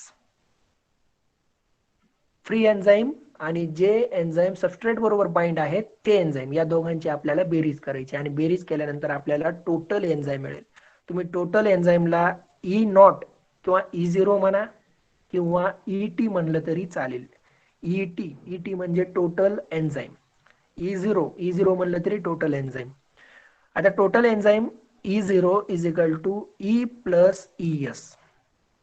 आणि ज्या वेळेला आपल्याला free enzyme plus enzyme that bind with substrate हे ज्या वेळेला आपण या दोघांची बेरीज करू, बेरीज केल्यानंतर आपल्याला टोटल एन्झाईम मिळतील. पण आपल्याला इथं टोटल एन्झाईम न काढता फ्री एन्झाईम काढायचे आणि फ्री एन्झाईम जर काढायचे असतील तर आपण सरळ सरळ काय करणार? Free enzyme E is equal to total enzyme minus ES complex. आणि टोटल एन्झाईम मधून आपण ES मायनस करू. मायनस केल्यानंतर आपल्याला फ्री एन्झाईम मिळतील. हे व्यवस्थित समजून घ्या. ह्या नोट्स तुमच्या ग्रुपवरती पण टाकेल. मी जे आता सांगतोय ते थोडंसं समजून घेण्याचा प्रयत्न करा. हे इक्वेशन आहेत. मलाही माहिती आहे तुम्हाला आता हे फक्त वाचून वगैरे समजणार नाही. यासाठी आपल्याला व्हर्च्युअलीच बघावं लागणार आहे. पण थोडंसं समजून घेण्याचा प्रयत्न करा. आणि हे माझं लेक्चर झाल्याच्या नंतर या नोट्स तुमच्या ग्रुपवरती टाकेल आणि लगेचच्या लगे त्या तुमच्या हँडरिटन मध्ये व्यवस्थित इक्वेशन तयार करण्याचा प्रयत्न करा. आणि एकदा तुम्हाला इक्वेशन व्यवस्थित समजलं किंवा तुम्ही तयार केलं तर हे तुमच्या शेवटपर्यंत लक्षात राहील. तुम्हाला याच्यामध्ये काहीही प्रॉब्लेम येणार नाही. जर काही डाऊट्स असतील तर लगेच लगेच मला मेसेज वगैरे करून द्या आणि याच्यामध्ये कन्सेप्ट जे काही डाऊट्स असतील ते क्लिअर करून घ्या. आता काय केलंय आपण या स्लाइड वरती, rate of formation of ES आपल्याला माहिती आहे, कॉन्स्टंट सुद्धा माहिती आहे आणि डिसोसिएशन कॉन्स्टंट सुद्धा आपल्याला माहिती आहे. आपण त्याची अरेंजमेंट केलेली आहे. K1 in bracket E in bracket S हे झालं rate of formation of ES is equal to ES in bracket K2 plus K minus 1 हे झालं डिसोसिएशन ऑफ ES. हे मिळाल्याच्या नंतर आपण काय करतो, सरळ सरळ कॉन्स्टंट जे काही आहेत K1 K2 मायनस K1 या कॉन्स्टंटला आपण एका बाजूला घेऊ आणि एका बाजूला घेतल्यानंतर हे आपल्याला रिअरेंजमेंट व्यवस्थित समजेल आणि हे सॉल्व्ह करायला सोपं जाईल. त्याच्यामुळे आपण हे एका बाजूला घेतलेलं आहे. एका बाजूला घेत असताना एन्झाईम, सबस्ट्रेट आणि ES कॉम्प्लेक्स हे आपण एका बाजूला घेतलं डाव्या साईडला, लेफ्ट हँडला. आणि उजव्या साईडला आपण सर्वच्या सर्व कॉन्स्टंट घेतलेले K2 plus K minus 1 divided by K1. आणि ज्या वेळेला आपण अशी अरेंजमेंट करतो, अशी अरेंजमेंट केल्यानंतर आपल्याला समजतं की K2 plus K minus 1 divided by K1 यालाच आपण Km म्हणतो किंवा हे Km च्या इक्वल आहे. त्याच्यामुळे आपण असं करू शकतो की हे सगळे कॉन्स्टंट काढून बाहेर ठेवू आणि त्याच्या ठिकाणी आपण Km ठेवून देऊ. आणि आपण इथं तसंच केलेलं आहे. आपण काय केलेलं आहे, हे सगळं बाहेर काढून त्या ठिकाणी Km टाकून दिलं आणि Km टाकल्यानंतर आपल्याला जो इक्वेशन मिळतोय नवीन, तो इक्वेशन असा असेल E enzyme substrate divided by enzyme substrate complex is equal to Km. हे आपल्याला असं इक्वेशन भेटलेलं आहे. असं इक्वेशन भेटल्याच्या नंतर आपल्याला या इक्वेशन मध्ये फ्री एन्झाईम हा जो E आहे, या E ला आपण फ्री एन्झाईम म्हणतो. या E ला काय म्हणतो, फ्री एन्झाईम. मग त्या फ्री एन्झाईम मध्ये आपल्याला फ्री एन्झाईमची जी फ्री एन्झाईमचा जो इक्वेशन आहे तो इक्वेशन आपल्याला ठेवायचा आहे. आणि फ्री एन्झाईमचा जो इक्वेशन आहे तो इक्वेशन असा आहे, जर आपल्याला फ्री एन्झाईम कॅल्क्युलेट करायचं असेल तर आपल्याला काय करावं लागेल, total enzyme minus enzyme substrate complex. Total enzyme मधून आपल्याला काय मायनस करावं लागेल, एन्झाईम सबस्ट्रेट कॉम्प्लेक्स मायनस करावं लागेल आणि त्यावेळेला आपल्याला फ्री एन्झाईम भेटेल. मग आपण काय करणार, या इक्वेशन मध्ये फ्री एन्झाईमचं इक्वेशन आपण पुट करणार. कोणत्या इक्वेशन मध्ये, या सगळ्यात खालच्या इक्वेशन मध्ये. हा जो बॉटमला इक्वेशन आहे ES divided by enzyme substrate complex is equal to Km, या इक्वेशन मध्ये आपण हा जो इन ब्रॅकेट E दिसतोय त्या इन ब्रॅकेट E मध्ये आपल्याला तो फ्री एन्झाईमची जी इक्वेशन आहे, फ्री एन्झाईमचा तो इक्वेशन आपल्याला यामध्ये पुट करायचा आहे आणि तो आपण नेक्स्ट पेज वरती आपण हे पुट केलेला आहे. आणि पुट केल्यानंतर आपल्याला कसं दिसेल, कारण E free enzyme is equal to E0 minus ES असं आहे. मग पुट केल्यानंतर त्या E च्या जागी आपल्याला काय ठेवायचंय, E0 मायनस ES.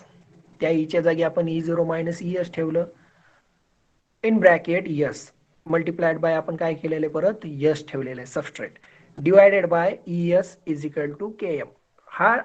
हाच खालचा इक्वेशन आपण ऍज इट इज इथं ठेवलेलं आहे.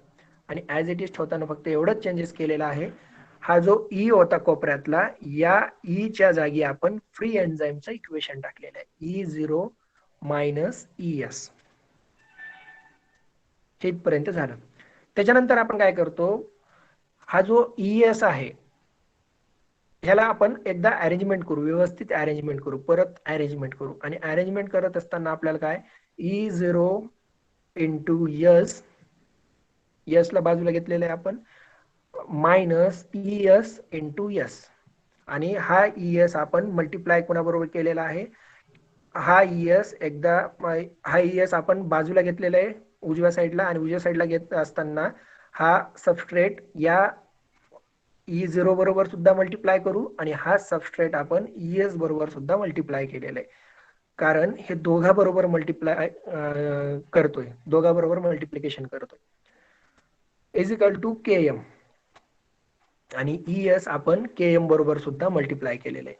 टेकिंग ES वन साइडला आपल्याला ES घ्यायचा आहे. आता ह्या वरच्या इक्वेशन मधून ES जो आहे तो एकाच साईडला घ्यायचा आहे, आणि एका साईडला घेत असताना आपण काय करणार, E0 into S is equal to, हा ES एकाच साईडला घ्यायचा आहे, मग आपण काय करणार, KM into ES plus ES into S. हे असं आहे, एकाच साईडला उजव्या साईडला आता सध्या आपल्याकडे ES आहे. त्याच्यानंतर याची रिअरेंजमेंट केली आपण, रिअरेंजमेंट केल्यानंतर आपल्याला काय मिळतंय, E0 S is equal to ES in bracket KM plus S. कारण या ES ला आपण काय केलेलं आहे, एका साईडला घेतलेले, लेफ्ट साईडला घेतलेलं आपण. हे जे दोन ES होते वरच्या इक्वेशन मध्ये, त्या दोन्ही ES ला आपण एका साईडला घेतलं, आणि एका साईडला घेतल्यानंतर ES कॉमन ठेवला. ES कॉमन ठेवल्यानंतर हा KM प्लस एस एवढेच आपल्याकडे शिल्लक आहे, आणि डाव्या साईडला E0 इंटू एस एवढं आपल्याला डाव्या साईडला आहे. मग ES take in left handed, ES आपण लेफ्ट हँडला घेणार आहोत. हा जो ES आहे, ES कॉम्प्लेक्स, हे आपल्याला डाव्या साईडला घ्यायचं आहे. आणि डाव्या साईडला घ्यायचं असेल तर आपल्याला काय करावं लागेल, डाव्या साईडला जे E0 इंटू एस होते, हे E0 इंटू एस आपल्याला उजव्या साईडला पाठवावं लागेल.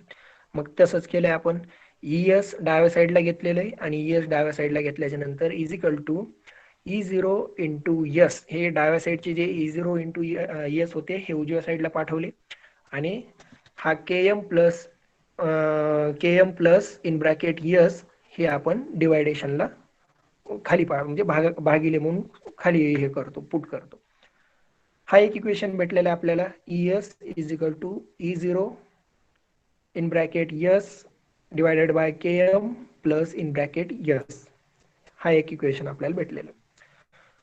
आता हे इक्वेशन भेटल्याच्या नंतर आपल्याला वेलोसिटी काय असतं आणि Vmax काय असतं हे एकदा आपण थोडक्यात बघू. वेलोसिटी म्हणजे V0, आणि V0 is equal to K2 in bracket ES असतं. हा जो V0 असतो, वेलोसिटी म्हणजे काय, एन्झाईम प्रोडक्ट तयार करण्याची रिॲक्शन, प्रोडक्ट किती तयार करतो, किती रेटनं तयार करतो, याला आपण काय म्हणू, वेलोसिटी. आणि प्रोडक्ट तयार करण्यासाठी जो कॉन्स्टंट आहे, तो कॉन्स्टंट काय, प्रोडक्ट तयार करण्यासाठी जो कॉन्स्टंट असतो त्या कॉन्स्टंटचं नाव काय, K2. कारण K2 काय करतो, ES चं कन्व्हर्जन एन्झाईम प्लस प्रोडक्ट मध्ये करतो. आणि V0 is equal to K2 in bracket ES असतं,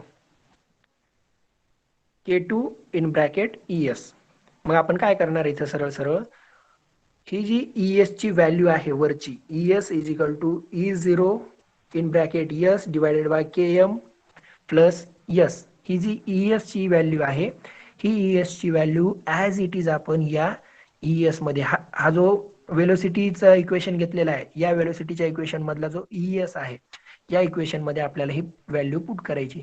पुट दिस ES व्हॅल्यू इनटू दिस इक्वेशन, ह्या खालच्या इक्वेशन मध्ये हा जो ॲरो दाखवलेला आहे, आणि ॲरो दाखवून याला रेड मार्क सुद्धा केलेला आहे, त्या रेड मार्क इक्वेशन मध्ये आपल्याला हे ऍड करायचंय. आणि ऍड केल्यानंतर खाली इक्वेशन, खाली आपल्याला प्रोडक्ट नवीन इक्वेशन कसा भेटणार आहे बघा. ऍड केल्यानंतर रिअरेंजमेंट करू आपण. रिअरेंजमेंट केल्यानंतर आपल्याला V0 is equal to K2, आणि K2 केल्यानंतर हा वरचा इक्वेशन ॲज इट इज खाली घेतलेला आपण, E0 into S divided by KM plus in bracket yes. Here total enzyme involved हा जो इक्वेशन आहे, हा इक्वेशन घेतल्यानंतर आपल्याला असं समजतं की याच्यामध्ये सगळेच्या सगळे एन्झाईम इन्व्हॉल्व आहेत. सगळेचे सगळे एन्झाईम इन्व्हॉल्व आहेत म्हणजे काय, तर जे काही त्यांची पॉवर आहे किंवा जे काही त्यांची फुल प्लेज आहे. फॉर एक्झाम्पल जर आपल्याकडे 100 एन्झाईम असतील तर हे 100च्या 100 एन्झाईम हे सबस्ट्रेट बरोबर बाइंड आहेत. 100च्या 100 एन्झाईम हे सबस्ट्रेट बरोबर बाइंड आहेत. याला आपण काय म्हणू, टोटल एन्झाईम इन्व्हॉल्व. जर सगळेचे सगळे एन्झाईम हे सबस्ट्रेट बरोबर बाइंड असतील तर आपल्याला प्रोडक्ट सुद्धा जास्त मिळेल, आणि प्रोडक्ट जास्त मिळत असेल तर आपल्याला Vmax अचीव्ह करायला सोपं जाईल. त्यामुळं या इक्वेशन मध्ये आपण असं म्हणतो, हिअर टोटल एन्झाईम इन्व्हॉल्व, सगळेच्या सगळे एन्झाईम इथं इन्व्हॉल्व आहेत. कारण इथं E0 घेतलेलं आहे आपण, आणि E0 काय असतं, टोटल एन्झाईम. मग त्याच्यानंतर हे इक्वेशन घेतल्याच्या नंतर आपण Vmax बद्दल बोलू. Vmax म्हणजे मॅक्झिमम वेलोसिटी, मॅक्झिमम वेलोसिटी. आणि Vmax हे जितकं ES कॉम्प्लेक्स तयार होईल, ES कॉम्प्लेक्स तयार झाल्याच्या नंतर जास्त प्रोडक्ट तयार होतील, आणि जी सगळ्यात जास्त वेलोसिटी आहे त्याला आपण काय म्हणू, Vmax. आणि Vmax is equal to K2 in bracket E0. आणि Vmax काय असतं, तर Vmax हे E0 इंटू K2, या इक्वेशनला आपण काय म्हणतो, Vmax. K2 into in bracket E0, या इक्वेशनला आपण म्हणतो Vmax. मग आपण काय करू, सरळ सरळ या K2 E0 या जागी आपण Vmax ऍड करू, आणि K2 इंटू E0 च्या जागी Vmax ऍड केल्यानंतर या इक्वेशनला आपण रिअरेंजमेंट करू, आणि या इक्वेशनची रिअरेंजमेंट केल्यानंतर आपल्याला नवीन इक्वेशन हा खाली भेटतोय. या इक्वेशन मध्ये काय, V0 is equal to Vmax. याच वरच्याच इक्वेशनची आपण रिअरेंजमेंट केली. V0 is equal to Vmax into S divided by Km plus S. आणि हा जो इक्वेशन आपण काढलेला आहे, या इक्वेशनला आपण म्हणतो MM इक्वेशन. याच इक्वेशनला आपण काय म्हणतो, MM इक्वेशन. हे झालं MM इक्वेशन डेरिव्हेशन. अशा प्रकारे आपण हे डिराईव्ह केलेलं आहे MM इक्वेशन. आणि MM इक्वेशन डिराईव्ह केल्याच्या नंतर त्याचा एक ग्राफ सुद्धा आपण काढलेला आहे खाली. या ग्राफ मध्ये y ऍक्सिस आणि x ऍक्सिस असं काढले. x ऍक्सिस वरती सबस्ट्रेट ठेवलेलं आहे आपण, आणि सबस्ट्रेट ठेवल्याच्या नंतर जी सगळ्यात जास्त प्रोडक्ट तयार होण्याची जी हे आहे वेलोसिटी, त्याला आपण म्हणतो Vmax. मॅक्झिमम वेलोसिटी त्याला आपण म्हणू Vmax. आणि या मॅक्झिमम वेलोसिटीच्या जी हाफ आहे, half of the Vmax, maximum वेलोसिटीचे जे हाफ असतं त्या हाफला आपण काय म्हणतो, Km. हाफला आपण काय म्हणतो, Km. आणि Km हे MM कॉन्स्टंट आहे. Km काय आहे, MM कॉन्स्टंट. हे झालं MM इक्वेशन. ह्याच्यामध्ये काही डाऊट्स आहेत का? हे आता तुमच्या ग्रुपवरती मी सेंड करतो. सेंड केल्याच्या नंतर व्यवस्थित एकदा अभ्यास करून घ्या. हे तुम्ही स्वतः डिराईव्ह करण्याचा प्रयत्न करा. ही व्हॅल्यू, हे इयर्स किंवा हे कोणकोणते इक्वेशन आपण कशामध्ये पुट केलेले आहेत हे व्यवस्थित एकदा समजून घ्या. आणि जर काही डाऊट्स असतील तर मला मेसेज करा. आणि जर काहीच नाही समजलं तर तसा सुद्धा मेसेज करा, काही समजलेलं नाही सर. मग आपण काय करू, हे एखाद्या बोर्डवरती वगैरे व्यवस्थित व्हिडिओ शूट करू आणि तुम्हाला ते सेंड करेल मी. ह्याच्यात न समजण्यासारखं काही नाही, एकदम सोपं आहे. तुम्ही जर व्यवस्थित बघितलं घरी आत्ता, जसा वेळ भेटेल तुम्हाला तसा, तर हे तुम्हाला थोडंसं क्लिअर होईल. आणि महत्त्वाचं आहे, हे वरवर फक्त आपल्याला किचकट वाटतं पण किचकट नाही आहे. हे झाल्याच्या नंतर LB प्लॉट बघायचा आपल्याला, लाईनवेअर बर्ग प्लॉट. पण हेच मला असं वाटतं की तुम्हाला थोडंसं हे जास्त झालेलं आहे, त्याच्यामुळं हे दोन्ही एकाच दिवशी नको, हे आपण नेक्स्ट लेक्चरला बघू. काही डाऊट्स आहेत का तुम्हाला? सर रोज 3 लेक्चर होतील का? हा, रोज 3 लेक्चर होणार आहेत का? विनया बोलतीये का? हा. हो. 3च लेक्चर होतील बाळा रोज. का ग? हा ठीक आहे. का? नाही असंच विचारायचं होतं, सांगितलं नव्हतं म्हणून. 3च लेक्चर होतील. बघू आता काय हे 3 होतील किंवा कधी 2 होतील.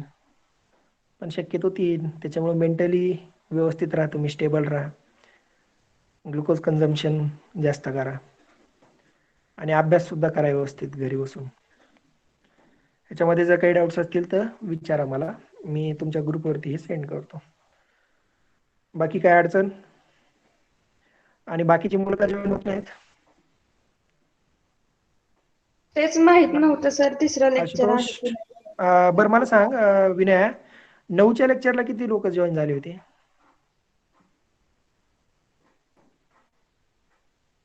9च्या लेक्चरला किती? 26-27च्या आसपास होते वाटतं. ओके. आणि सेकंड लेक्चरला घोरपडे सरांच्या मला वाटतं 22 विद्यार्थी होते. 22 का 23 होते. कारण सर पण जॉईन झाले होते, मी पण होतो आणि त्यांची स्लाईड पण, असे 3 हे एक्स्ट्रा होते. त्याच्यामुळे ते 22च होते. म्हणजे जवळपास 11 विद्यार्थी नाही आहेत. ओके चालेल. व्यवस्थित अभ्यास करा, काही डाऊट्स असतील तर विचारा. सर शिवानी बोला. सर ती बुक कुठली रेफर केली आहे तुम्ही या ह्याच्यासाठी का? टॉपिक साठी? हा. पेलजार.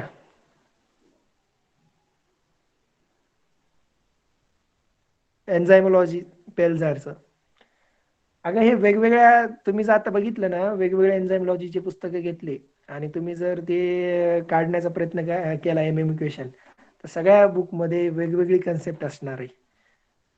मग हे मला थोडंसं सोपं वाटलं, त्याच्यामुळे ही कन्सेप्ट मी घेतलेली आहे.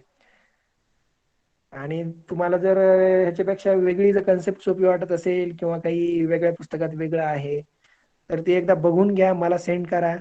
जर ते बरोबर असेल तर यूज करा तुम्ही, काही अडचण नाही. कारण हे वेगवेगळे आता इक्वेशन. हां ओके सर. हां हां हे मला व्यवस्थित वाटलं, त्याच्यामुळे हे घेतलेलं आहे मी. ओके चालेल. लिहतोय मी आणि तुमच्या हे ग्रुपवरती टाकतो, सेंड करतो. बघून घ्या तुम्ही, काय अडचण असेल तर विचारा मला. चालेल, बाय, टेक केअर. आणि घराच्या बाहेर निघू नका, पेशंट वाढत आहेत आपल्या साताऱ्यामध्ये. तर आता 2000-2500 पर डे निघत आहेत, त्याच्यामुळे काळजी घ्या सगळ्यांनी. ओके लिहतोय मी. थँक्यू.